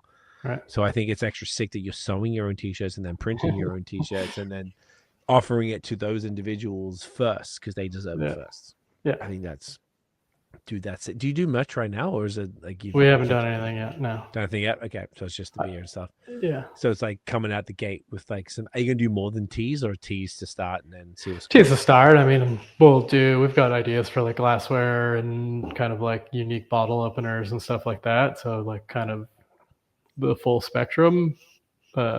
Anything that's like sewn, I'm going to try and do myself. So we'll see what that looks like. I think there's also like a sustainability side of it from my end too, right? Like, okay, it's one thing to be like, oh, we're going to sew our own teas. And then it's like, well, what does that actually look like? It's like, it's a little bit more sustainable to be like, okay, we're going to target our membership audience first because we can almost pre-sell it to them. So it'd be like, okay, guys, give me your size, at least for the first few runs. It'd be like, until I get a scope of like what that production run looks like, I can be like, all right, everyone, what are your sizes? Pre-order these, I'll make them for you. And then on my end, because obviously I'm a sewer, but I'm not I haven't done this as a career, so I don't know that side of things. So it's like a little bit more manageable, I should say. I think that's like and then as that grows, we'll see. Like, and that was one of the things we talked about before we had the call. Like, is it Passage Brewery or is it Passage? I think that their Passage as a brand can be so much more than just the beer. That's exciting though. That's going to be extra cool for you both, where you're setting yourselves up to operate a brand that, like, is primarily known for beer, but there's so many things you can do with it. Totally. Which is like much more like free, and like you're given, like, and I imagine you and both your wife as well are like, is it fair to say you're both just creatives, artists, in whatever domain that may be. And the fact that I can't, in 10 years of doing this, 10 plus years, and however many 400, 500 episodes, I don't think I've met a brewer that also sews. I think that's and I mean that in the coolest way. Like, that's sick, because you're like, I fuck with creativity. And I think like liquid or like fundamentally I would associate myself as like a craftsman or a craftsperson, right? Like when I'm watching shit on YouTube, I fucking watch long form videos of guys making bespoke shoes. Or I'm like, and there's no fucking audio, there's nothing. Or I'm watching like Bernard Leach or like Hamada, like making pottery. It's like, it's shit that's like, I just love watching people that are so dedicated to their craft doing their craft. That checks out. I like, honestly, everything you've sort of expressed tonight is I feel that energy, is in like, that's exactly the type of person I feel like I'm talking to, that I'm like, oh, I totally get it. And I feel like you're such an authentic dude, bro. Like, like you come across like that, and then you do that shit. Like, that's sick. And I don't know. That's so cool and so few and far between. I would imagine I like that would be so interested in doing all these different things and putting it all under the brand and like doing it all yourself. And I don't know, in this world of everything's like kind of wild and crazy, where it's like, you're already out there, which is sick. Like, I think the ultimate thing is to be on land and grow your own food and make all your own shit. I feel like a lot of people, you look at COVID, how many people dipped from the cities. Totally. Everyone went crazy. Everyone went up to Collingwood, went to Prince County, and like dipped the fuck out, because they were like, I can't do anything. Well, this sucks dick. Like, I'm not going to be here. I'm going to go up there, like go somewhere and get some land. And like, do all these different things. I think I just see a lot of content, a lot of people talking about it a lot more. This was always like our goal was to always have like be self-sustainable on some sort of land. And I think it's like funny because you go through thousands, if not more, years of a being that go through all of this stuff and the feudal system, and then to come through the industrial age and then the information age and now AI and all this stuff to do all this crazy cool stuff. And then you're like, I just kind of want to grow strawberries and tomatoes in a greenhouse and have a house and then make stuff and like kind of just live off the land and everything. It's funny, as beings, that's kind of more what a lot of people resonate with if you're sort of tapped in. So like being that level of maker, like, because like it sounds like you're already tapped into that. Like someone like me, I haven't been that. So like we're in a house with a tiny little bit of land where we have little planters on our little deck railing, and we have some tomatoes and some basil and some spearmint and some fucking onions and all this stuff, and lettuces, and all the lettuces and everything's bolted. We had radishes, everything bolted because this summer was so crazy. Right. What bolted meant got these crazy long things at the top. What the fuck is this? Like, oh, it's too hot. So because the summer was so crazy, because you can't control the temperature. So I'm like, oh, I see what greenhouses do, because if you don't have that, even when it's beautiful and hot, you can't grow radishes and you can't grow lettuce and you can't grow all these different things. So we're learning and cilantro and all these different things. We're just learning all this stuff. And I just feel like it's kind of fascinating. So it's really cool to see someone kind of living that already by already making this stuff when you've already been through your eclectic career of doing everything you're doing and making beer of this high quality in, like you said, 600 square feet in your backyard. And then on top of that, doing the t-shirts, and on top of that, like all these other different things that you're planning to do. I think it's like, I don't know, it could represent goal. Like, to me, that's goals. I think it's fucking awesome. And I imagine a lot of people would see that and be like, yo. And there's like people resonate. They resonate with the brand, that it means so much more. Then you've got the Bespoke Barrel Society, where people can have access to this stuff. And those people are going to be the ones who are most excited to have the merch, because there's 50 t-shirts available or something like that. Right. Yeah. You know, the Owen hand fucking soda. It's sick, dude. Do you have an approximate, and I don't want to put you on the spot, you don't have to say an answer. Do you have an approximate like when they'll be ready by, if we're recording this towards the end of August? I've got some fabric that I got to test out. A buddy of mine is in the vintage world and actually found this fucking spool of fabric that was like vintage fabric he gave to me. So it's jersey. So I just got to like test out some shit, and almost got the fit right. So hopefully, end of August, I would say hopefully within the next few weeks to the end of the month, I'll be like, got a good prototype that I can then start selling to people. Okay. So, end of September, October-ish, something like that. Yeah. Okay, that's pretty quick. All right. Yeah. So you've obviously been working on it for a bit, so you're pretty close at this point. Okay. Yeah, I've made, numerous amount of t-shirts that all of them have, tweaks here and there that we're getting there. So. Oh, dude, that's so sick. Good for you, man. That's so fun. How do you feel about a quick break? Because I feel like it's about that, and then we'll get into the final beer, and we'll do one more, and we'll bring her on home. All right. Cool. All right, we'll be right back. Hey, we are back. And Owen, it's after midnight, but only just, so it's time for some midnight musings. You like that? How appropriate is that? I feel like you called that. You did this. This was your idea. So this glorious gem is 4.2, and it is a barrel-fermented dark farmhouse lager with chocolate wheat, roasted malts. And you said earlier it was sour. Is that correct? Yeah. So kind of in my exploration of what a farmhouse lager is, I've done a couple different things. I've done some like hot fermented lagers. I had a beer called Heat Wave where I did it at like Saison temperatures. So like a lager fermented at 25 plus degrees. This is on the other spectrum. So it's a dark farmhouse lager with a touch of acidity. Alrighty. So the main base of this beer, would you say, is more lager, more farmhouse? I would say lager. Okay. It's still like light, easy drinking, refreshing, like a dark lager. So think Dunkel or something like that. Okay. In that kind of like how it drinks, but you're going to get some acidity that's going to elevate it a little bit, and it works with the dark malts to bring out kind of dark stone fruit quality. So I get like cherry, plum, prune, but you're still going to still get chocolatey.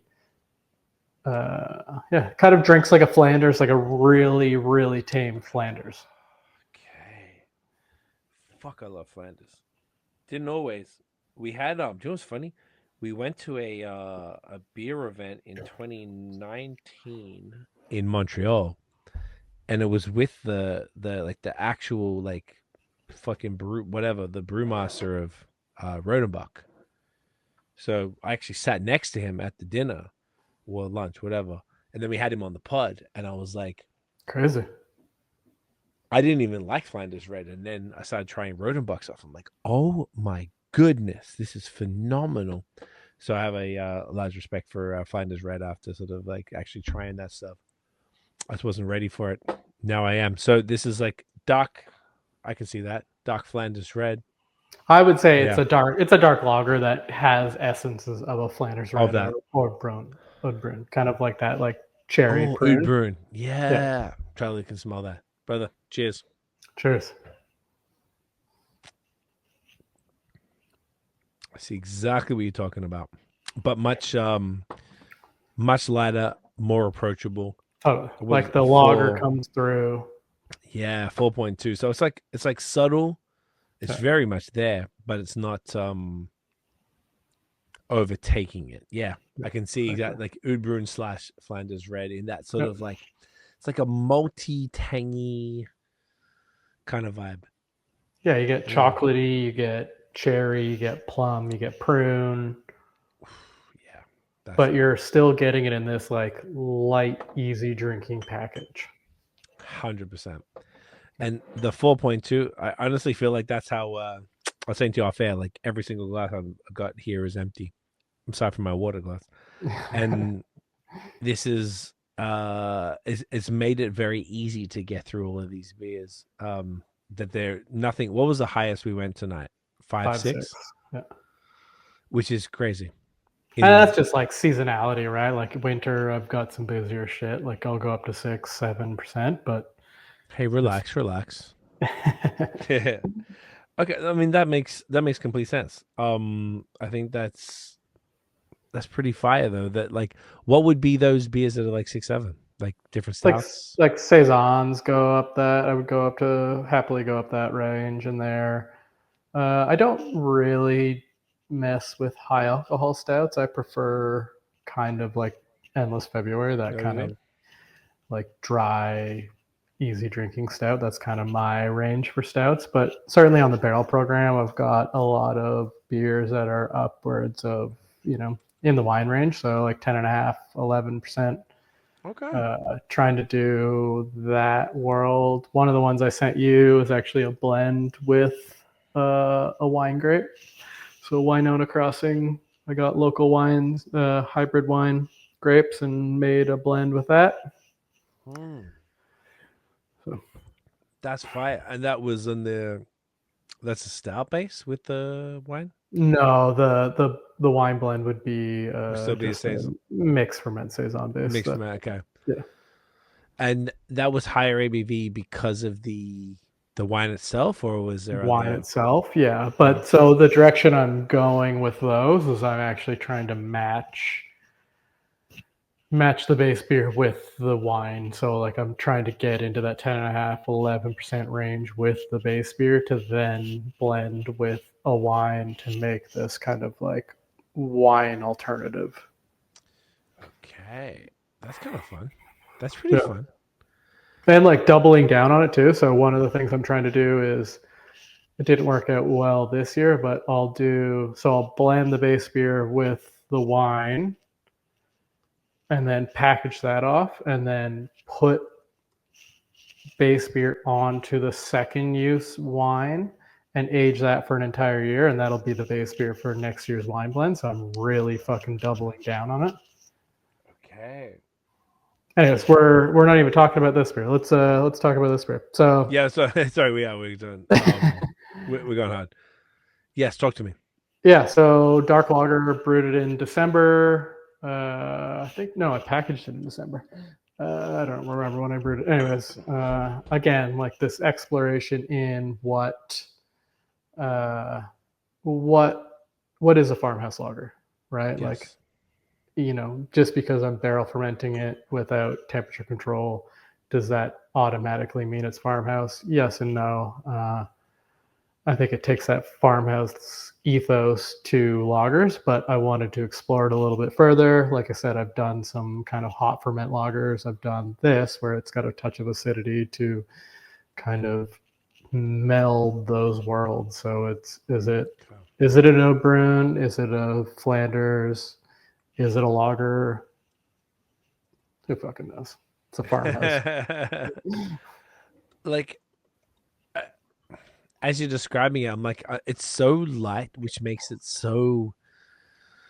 I love that it's light. 4.2 is so cool that makes it so crushable. And like as I'm sipping it, I'm writing like a couple notes here, and as you're describing it, I'm like, yeah, it is like it's like a Flanders red meets Oud Bruin meets a dark lager, because it's got the body of it and the creaminess, and then there's like that.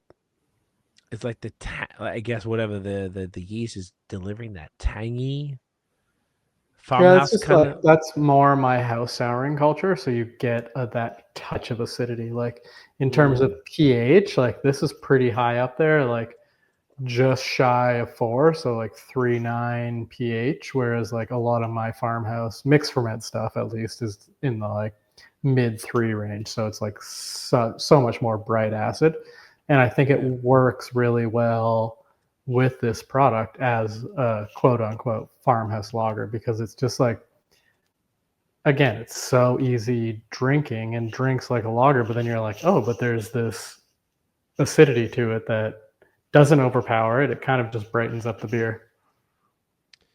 Yeah, it's bright. That's exactly what it is. And for a dark lager, calling it bright is arguably odd, but yeah.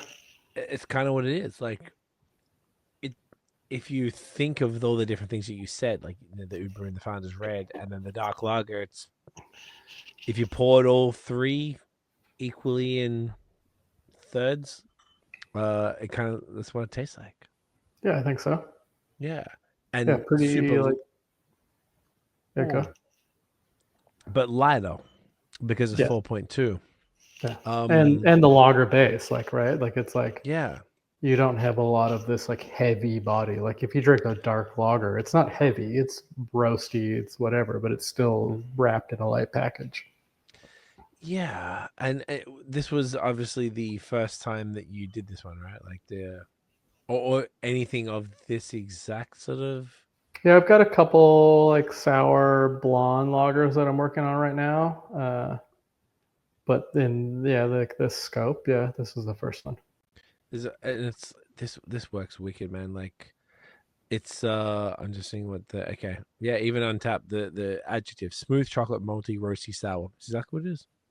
Yeah. It's like it's almost on paper it sounds more complicated to comprehend it than what it is, but it's really just those 3 is kind of what you said beforehand, and now I'm cracking. I'm like, yeah, that's exactly what it is, and it's even easier to drink because it's 4.2, and the volume of flavor is bonkers because it's something that you wouldn't expect it to have this much going on, but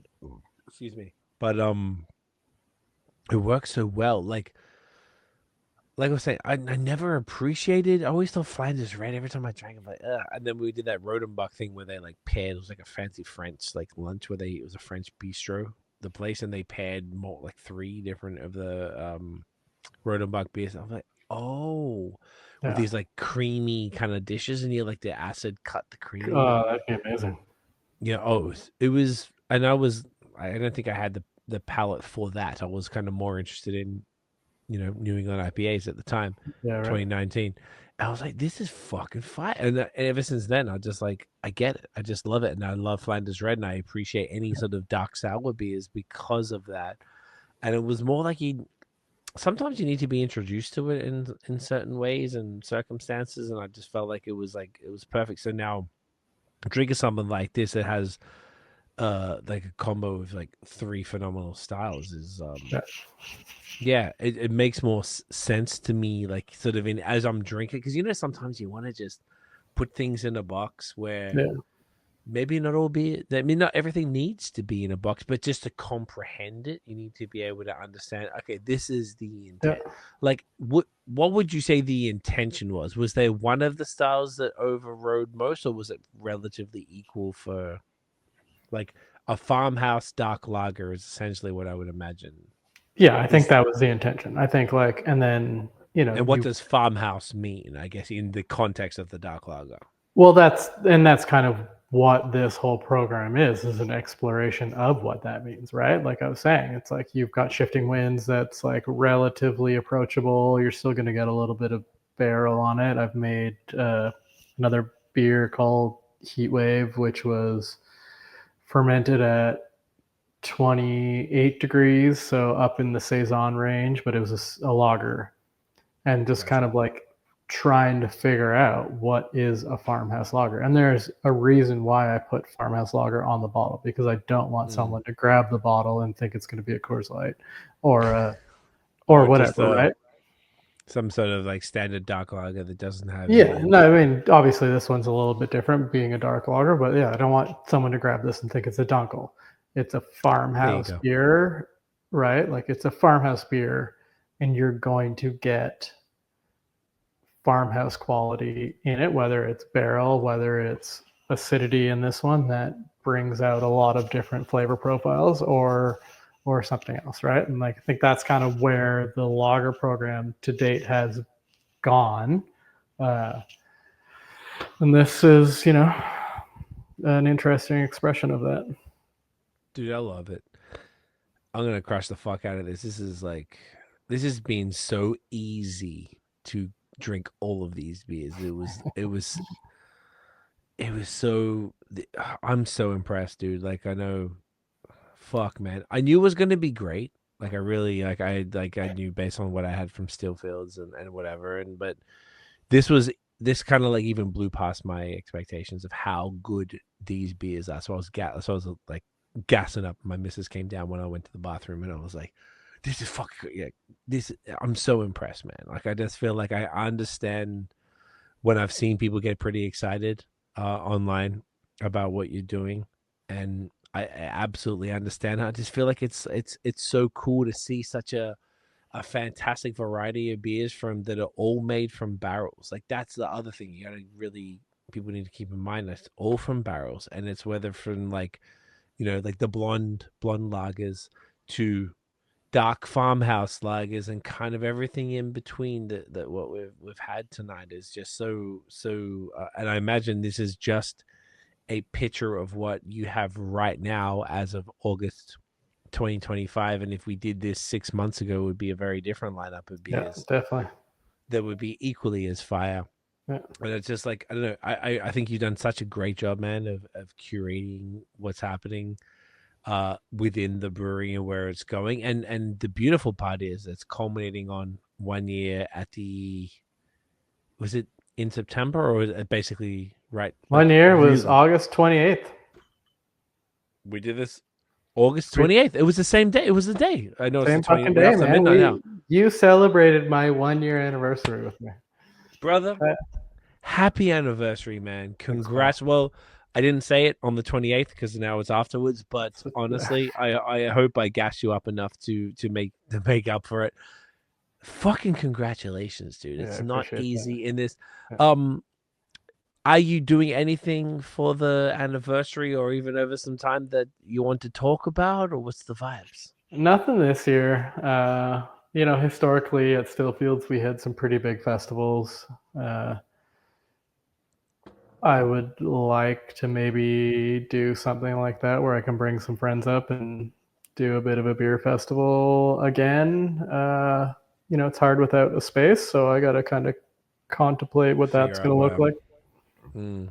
Excuse me.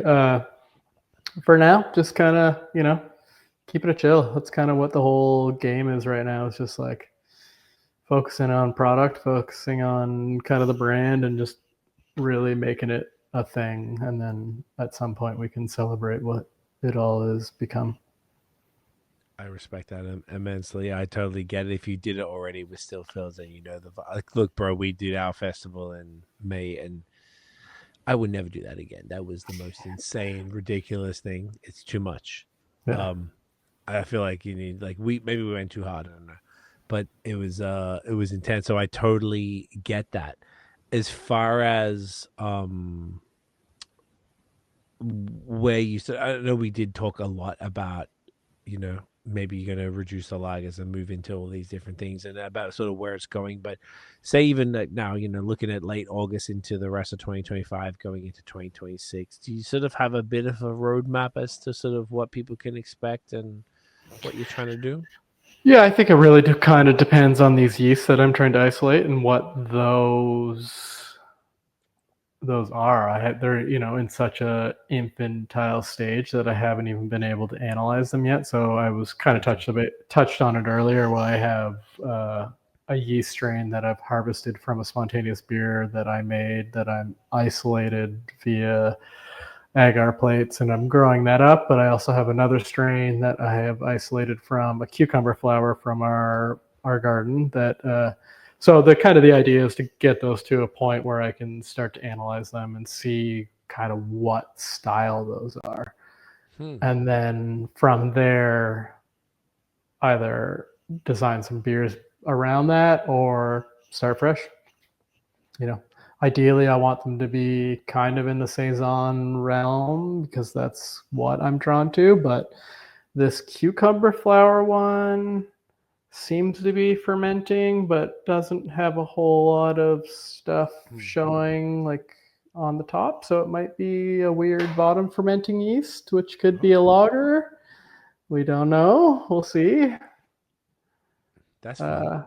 Yeah, and then just leaning into the barrel, like the Bespoke Barrel program. I think that's my passion project. Obviously, I love making these beers, but there's something about the evolution of beer when you cool ship them and then slowly ferment them and age them in barrels over 6 months plus time, how they change and evolve. And then even in the bottle, like we're talking about, how you can drink one, a few weeks to a month after packaging and have one experience. And then if you try it 6 months to a year later, it's a completely different experience. And then if you can hold on to it for 10 years, what's that beer going to taste like, right?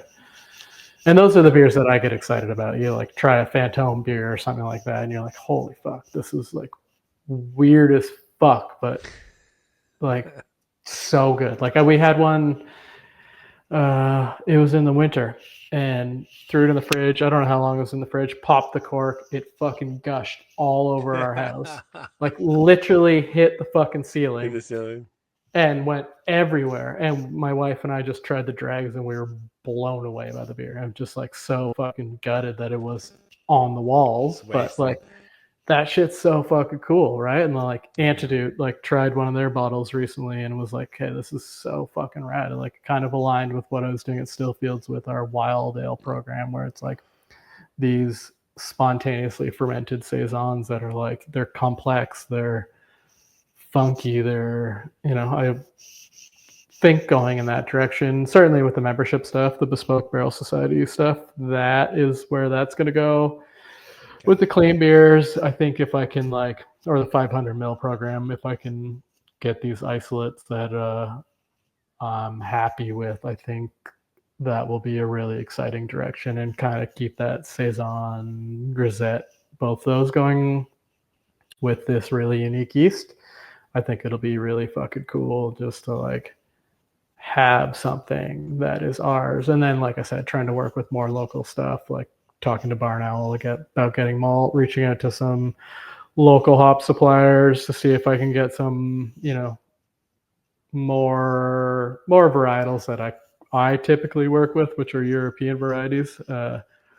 There are a few. They're growing pretty small amounts, so it's pretty tough to get at, certainly this late in the season when they're already pre-sold. And then working more with good family farms, I think they're doing some incredible stuff. And if I can get more base malt and we can get that malted, certainly using their raw shit and foraging and local and terroir and all that fun stuff, Hell yeah, dude. That makes complete sense, and it feels completely aligned with everything that you're doing. It's it's exciting. Like I feel your excitement in this, and I think that's like tangible as far as like, all right, this is what you're into, and this is what people are buying into with the brand is your excitement. So if you're amped about it, people should be excited about it because you're going to make it as sick as possible. And if you kind of lose interest in something, which could happen, then and your interest is going to be elsewhere, then I think that's also equally dope because that's the point of a brand that's sort of ran by, I won't call it a personal brand, but it's sort of like there's a brand that's sort of like, brewer driven brand that's not like by committee. It's by yourself and arguably your wife, and that's basically it. That's like, this is where we want this to go. Like, boom. All right, bet we're here with you, man. We're riding with you. We're here for the ride. Let's follow along. Let's get the bespoke T-shirts and the Barrel Society to get these cool ass beers that you can't get anywhere else. And that's like, does it in an era where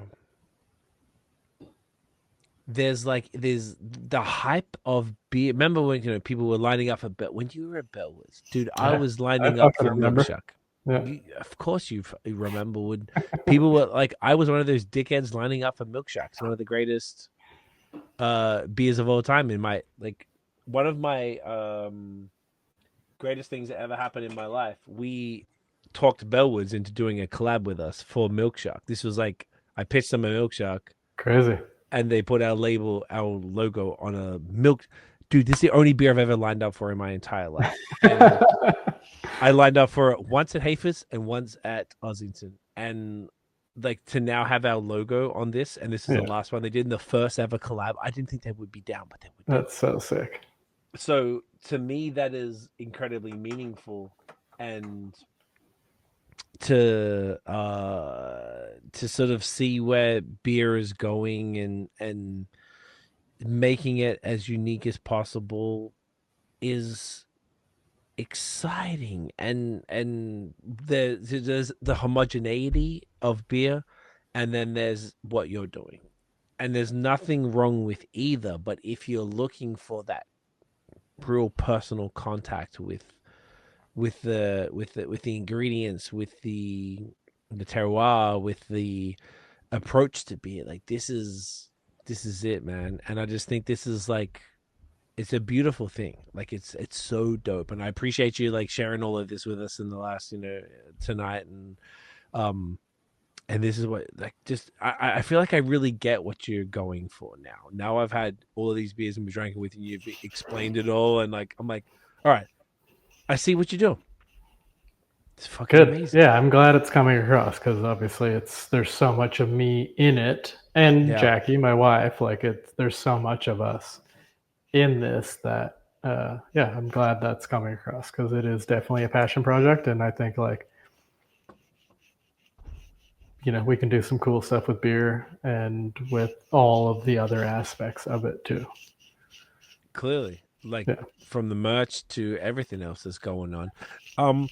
One question I did have for you, bro. Did you have any sort of aspirations for Passage to have a physical location like kind of you did with Stillfields? Or I think we're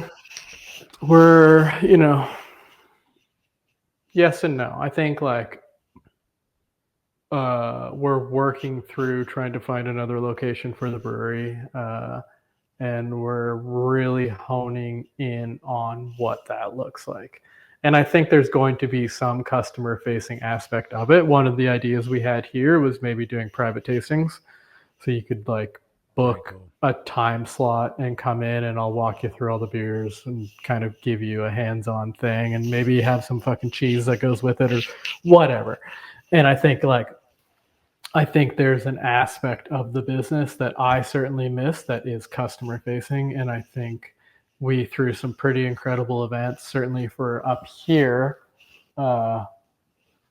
It would be cool to do that, but on our own terms. So I think like if we could have a space that we could control that, and that wasn't the certain, like the drive of the business to be sustainable. I think if we could get this baseline and then add these things on top of it, I think that would be a really like cohesive and sustainable approach to it all.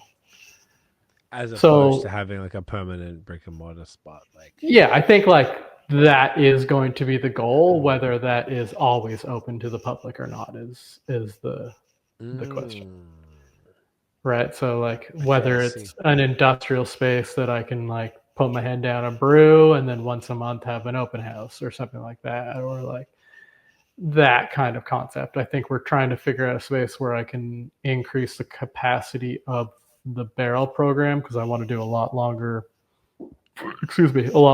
terms of aging. Like I would, I'm limited right now by the capacity of barrels and number of barrels I have. So I'd love to get into a traditional spawn program and do kind of goose-esque beers where I have 3-year, 2-year, 1-year blends, but it's kind of hard in my space.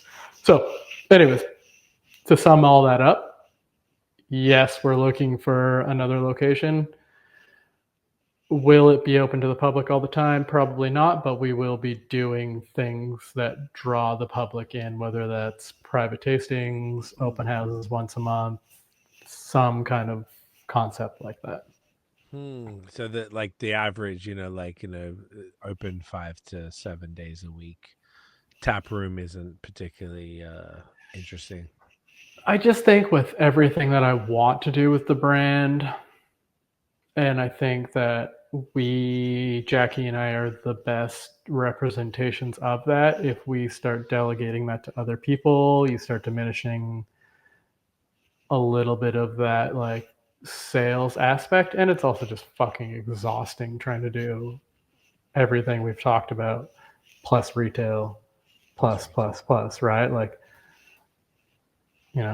so I think, it's a lot. And I think like that was one of the things with Stillfields. It's just like it grew to a point where it was like, and in such a beautiful and organic and amazing way. But when you took a step back from it, you're like, holy fuck, we're working our asses off. This is exhausting. Yeah. Did you have a tap room or just retail? Like, could people come to Stillfields and drink? Oh yeah. On premise? Yeah. The whole property, the whole 24 acres was licensed. So you could like sit and walk around, walk through the hop fields, we had a massive, it actually was a calf cattle operation before we took it over. So there's this huge concrete slab that was our entire patio. And then we had a covered space. We'd bring in food every weekend. We had one of our best friends ran a vintage shop out of an Airstream on the patio. We through monthly events that were fucking massive. Like our anniversary parties, we drew 600 people plus. Like they were fucking big. All right, so you were like, shit was popping. Yeah. And that isn't interesting for Passage as much. I think a combination of it. I think like you got to find that right happy medium. I think there's a balance. Yeah, I think there's a balance. Interesting. So whatever that capacity looks like, I don't know what that is yet. I think finding the location will probably dictate what that is. And if the location allows you to brew more, you would do that to meet the demands of the location. And if that required, maybe there's Friday from 5 till 9 you're open or something like that. Yeah, I looked at a location locally that I was like, oh, maybe I'm open 2 days a week, Friday night, Saturdays, and that's it.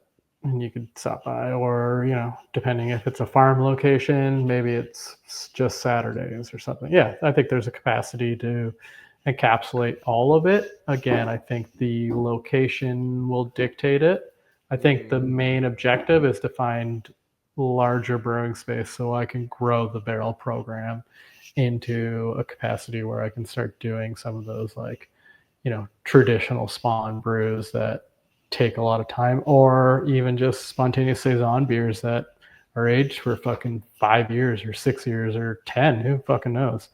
Yeah. I just want the space to be able to like put a beer in a barrel and forget about it. Gotcha. Yeah. That makes complete sense. That's some pretty cool aspirations, and I like that it's refined, and you've got your what's the word? Barriers. You've got your like sort of like, I don't want to do that. I want to do this. Yeah. I don't know. I respect that so immensely. I just think it's like, how can you be mad at like, all right, this is what we do, and you're like, it's like you're putting your foot down and your real stamp on, like, this is what we do. God damn it, and this is how it is. And then people are like, I bet, no worries, cool. And then be like, if that's how I get passage beer, aside from ordering it online, because I the only reason I'm asking is because I imagine there's going to be a lot of people who order online who are part of the the Bespoke program, that want to just want to experience the community of it, you know? Yeah. And that's another side of things. Like, we've been trying to figure out kind of whether it's semi-annual, seasonally, quarterly, kind of a meetup for the barrel program, the Bespoke Barrel memberships and that's something I want to talk to the farm that I work with about, because they raise beef. And maybe it's like a long table dinner there with their beef and our beer made with their grain or something like that. And like, I think there's some really cool aspects that we could do there, and that would be specifically for the Barrel Society. And yeah, we've talked a lot about that. I think that there's a lot of like room to grow and do some really cool stuff with that. And again, like you're saying, bring that community together for these people that are like really passionate about beer in general. Hopefully that's why they're a part of this really niche program, but also really passionate about what I'm doing, what we are doing as Passage. That sounds exceptional. Imagine going to a farm and having fresh beef in multiple formats, whether it's beef tartare and then burgers and then steaks, and then all of that pitted with your beers that was also using wheat or malt that was grown on their farm. Like, yeah, man, like, I don't know, that to me feels like a large part of what the future craft beer is going to look like. Everywhere there's going to be the multinationals and the sort of like the nationals, where there's going to be some breweries that are going to go across, particularly if it all happens like they're saying in spring next year, where they're going to one there. Yeah, I believe when I see it, but whatever. If they do it, cool. And that's sick, because I think it'd be dope as fuck, even for you to be like, oh, there's some cat in Vancouver or Halifax who wants some Passage beer because they heard about it online.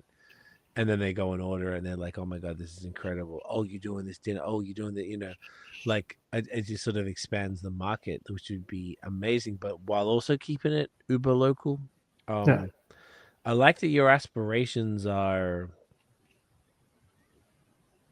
they're not small, but they are in line with an ethics and a code that is clearly important to you and your wife. And I think that's like so admirable, and so like, I think it's so important with business. You got to just be you, and so aggressively. And if that's what's important to you, then fucking ride for it. And the people who are with it are going to be with it. And those people are going to be a ride or dies, and they will. I think that's what it is. It's just like, that's the future of business. Like, this multinational shit is kind of gonna, people don't fuck with it as much. Like, it's like, and beer has been at the forefront of that, because we've always been about local, and often beer, food, wine, cider, spirits type of shit has been like really at the forefront of all of that. So we feel like leaning into it and being like, no, I don't want to do all that. I'm going to do it this way. And I just think it's like sick. Yeah. I also love the like idea of a mom and pop shop that's just like, that's what they are, right? They're like, this concept of like, not growing beyond your means. You're like, you're a profitable mom and pop shop that like What's wrong with that? It's like goes back to that like kind of craftsmanship, right? Like where there's like, you know, fucking sushi guys in Japan that are like they've got like a little 12-seater and they've been doing that for fucking 70 years and just They're like always busy and perfecting their craft. Like there's something like that, like there's something so beautiful about that, about just like being so utterly passionate about whatever the fuck it is you're doing that you're just going to dedicate your entire life to just being, you know, your goal is not to be the best, like this massive fucking corporation. Your goal is to be the best of whatever that is. And the outcome is almost auxiliary to that focus. I like Does that make sense? Absolutely, it does. Yeah.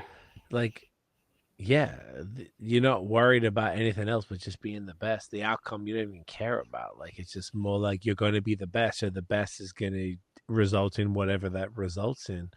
Exactly. And then you're going to handle the results however you see fit. If people want more and you're like, I don't want to give more, then you're like, good for you.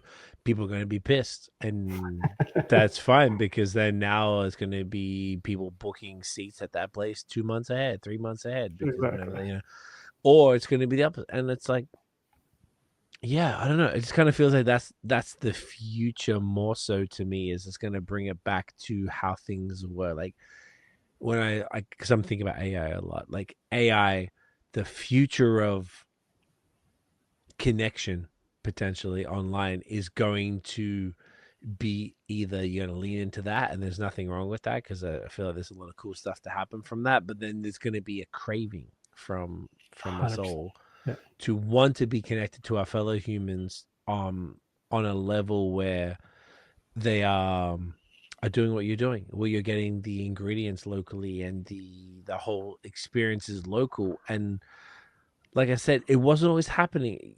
I imagine if you've lived in Ontario most of, if not all of your life, like even just me just moving to here and then going to Quebec and then seeing how the Quebec folks, and they were just excited, like I was saying earlier, than Vermont. And I was just like, oh, okay. Then I come back.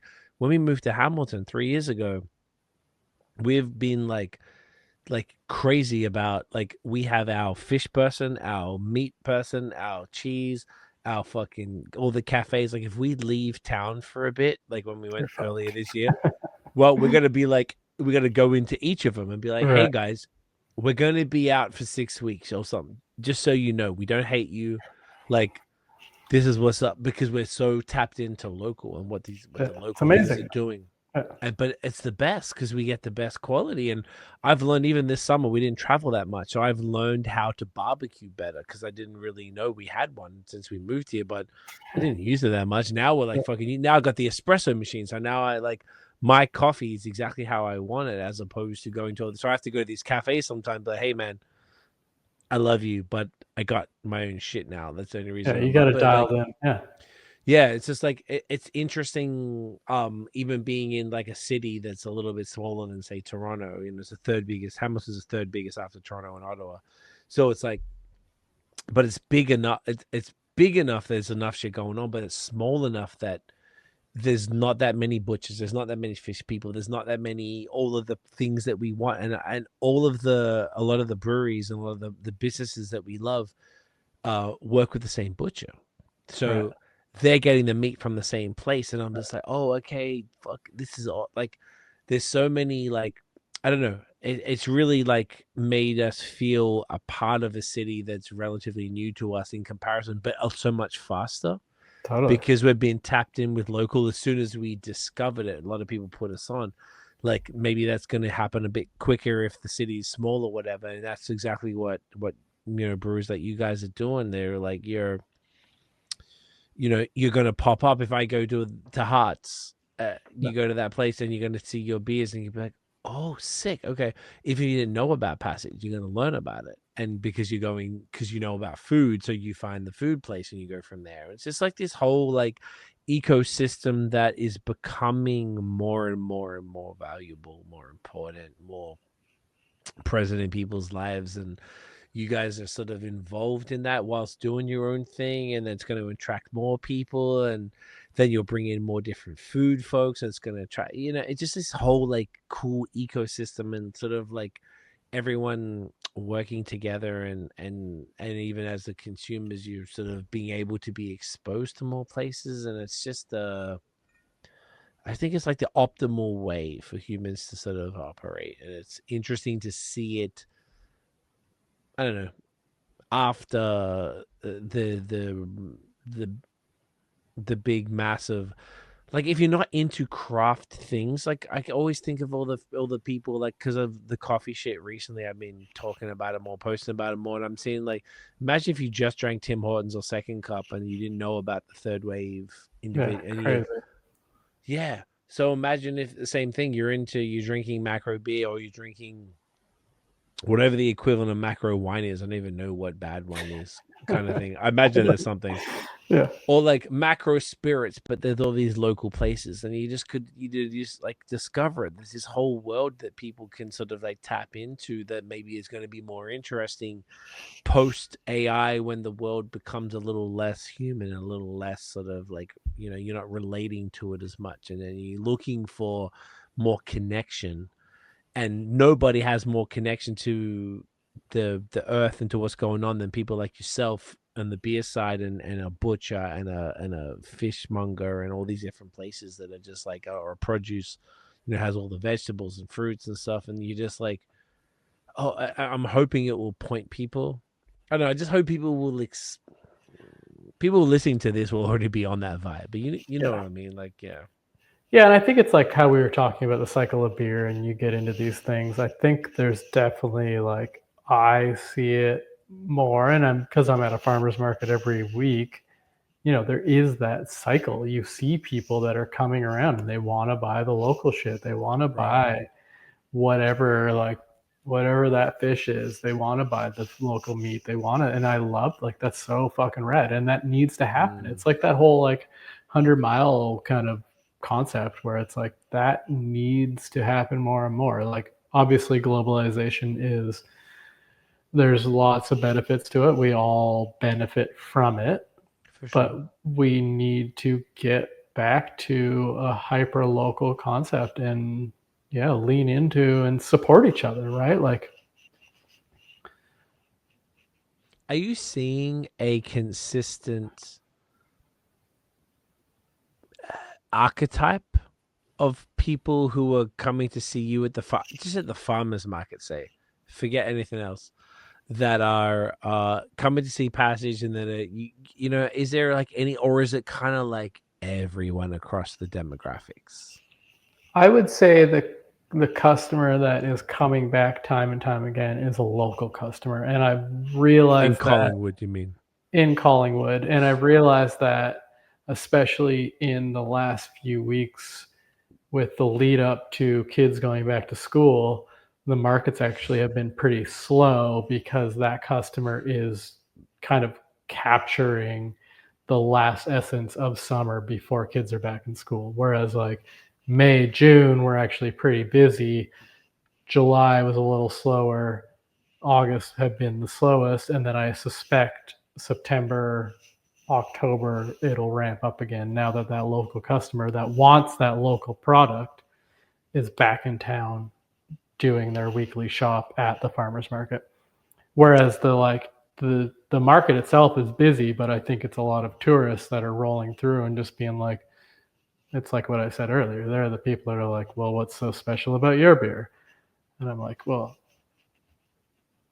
I can tell you a lot, but you're not the customer, unfortunately, that's going to like understand or appreciate all the shit that's gone into this product. You look at it and you go, why the fuck would I spend $10 on a bottle of beer?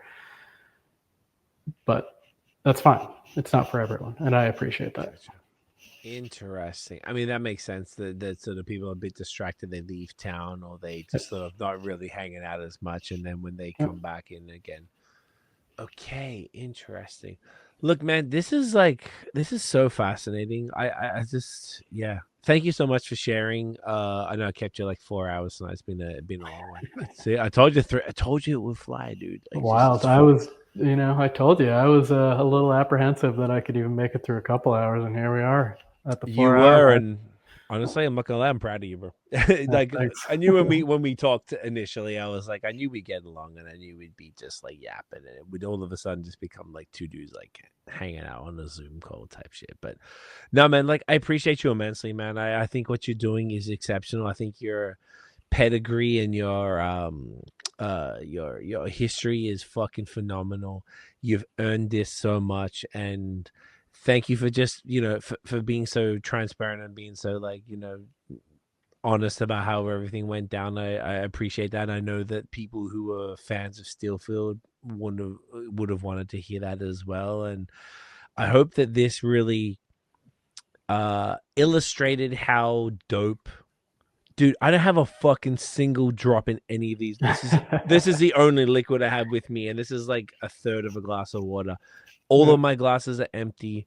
All of these beers were exceptional. Like, this is like, I don't know. This is just such a phenomenal experience for me chatting with you, talking about all of this, to have all of these barrel-aged beers from the couple of different crispies, the stout, the grisette, the farmhouse, like all of this different stuff is just, it's so eclectic. It's so incredibly, I don't know, if I'm drinking this style of beer, this is the stuff I want personally. And not to mention that, then the branding and all the things that we talked about from the label and all those additional things are just like, it's so thoughtful. And this is just exceptional. This is the type you and your wife have the type of company that I just really think I want so many people to support, whatever the direction that you take it in. This is the future of craft beer. I really think it's like dope ass companies like yourselves that are doing stuff at a high level, that restaurants to the level that we were talking about, from Hearts to Le Tambor and Union and Cote de Boeuf and all that stuff, that are want to stock because it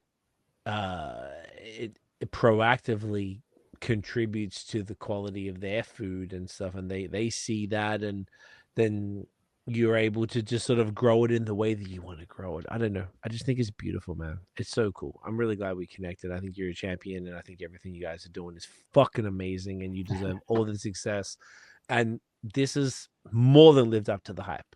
Absolutely more than lived up. So thank you so much for taking the time, man, for hanging out and breaking it down and being just so like transparent about your history, which is incredibly eclectic. Like, you've got like a phenomenal history. So if people are into beer in Ontario, like, this is, wherever you live, you're into beer, you don't have to be here.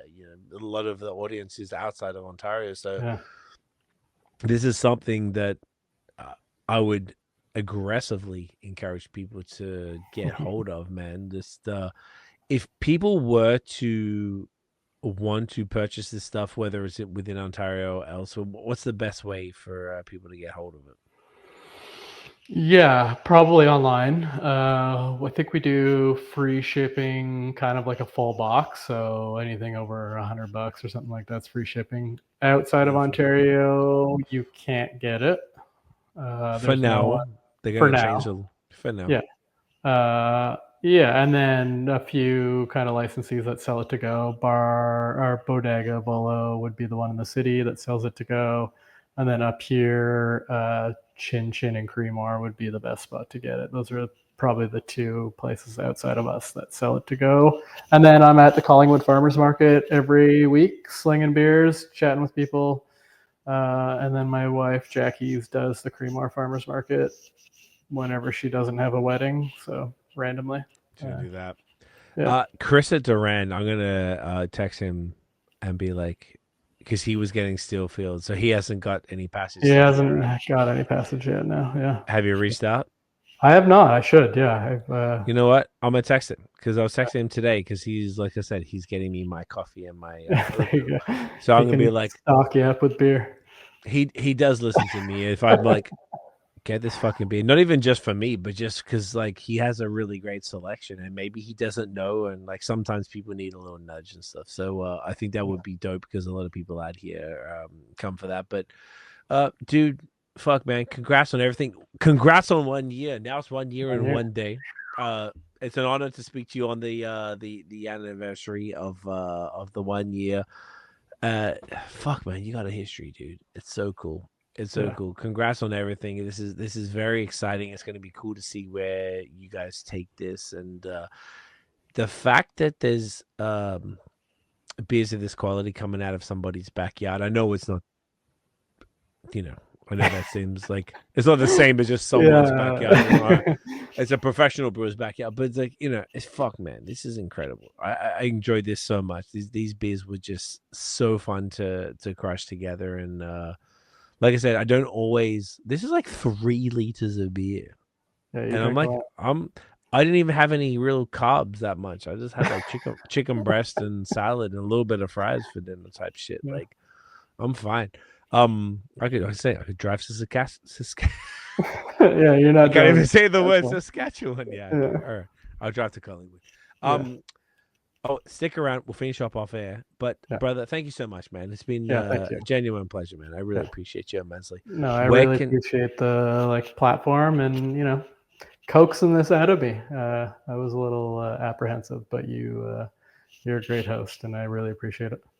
Thank you, man. And I know that we chatted the other day, and I was like, I know when I first reached out to you, you weren't entirely sure if you were down, and I absolutely respected that because I know it's a weird thing to do. And the fact that you rallied, you didn't even I don't think this didn't seem difficult, at least if you felt like that way. Like this is so natural. This is just us hanging out, man. This just felt like me and you just having a chat. So I appreciate you a lot, bro. Like, I just think that's fuck. Everything you're doing is awesome. You're fucking champion. Stick around. We'll finish off air. But where can everybody find Passage online? How can they join the Bespoke Barrel Society? What's the vibes? Yeah, so passagebrewery.com, best place to find it. The Bespoke Barrel Society will be opening up slots probably early December to join that, and that'll be kind of we'll open up. I don't know how many slots yet. I got to figure that out. That'll be December, and then we'll probably do another slot opening in July of next year. So kind of every 6 months we'll open up a little bit once I kind of gauge what that brewing capacity looks like, because all the beers are minimum 6 months out. I kind of have to be a little bit selective of what that looks like before I just open up the floodgates. So. Smart. But that's all the information's on our website, or check out our Instagram, Passage Brewery, I think. I'm not on Instagram, so I don't even know.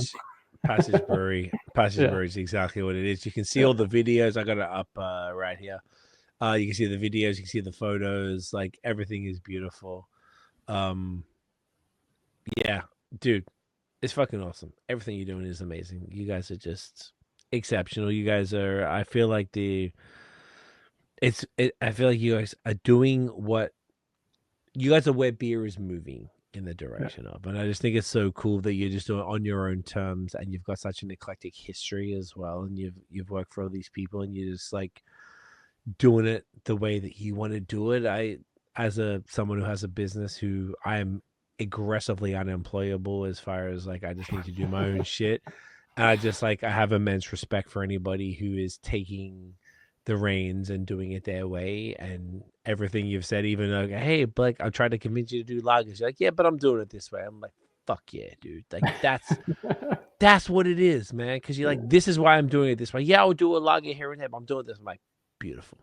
I don't know. I just think that's so dope because you are being so deeply authentic, and what is cooler than a company that is being authentic to the people who are behind the company, and who doesn't want to support the people behind the company? Every time we put money into something, I would rather buy the fish from the person that I know their face, and then I know that they go and every Thursday go and pick up the fresh flight from Halifax and they get the fish, shit like that. I just think that's you guys are that, and then you work with other people who are that in those other worlds and all the the cool restaurant world in Toronto and elsewhere throughout the province and beyond. And maybe once Canada removes the if they do the provincial barriers, then things might even move. I just feel like the biggest move for you guys would be Quebec, because the food scene's incredible there, and they would eat you up.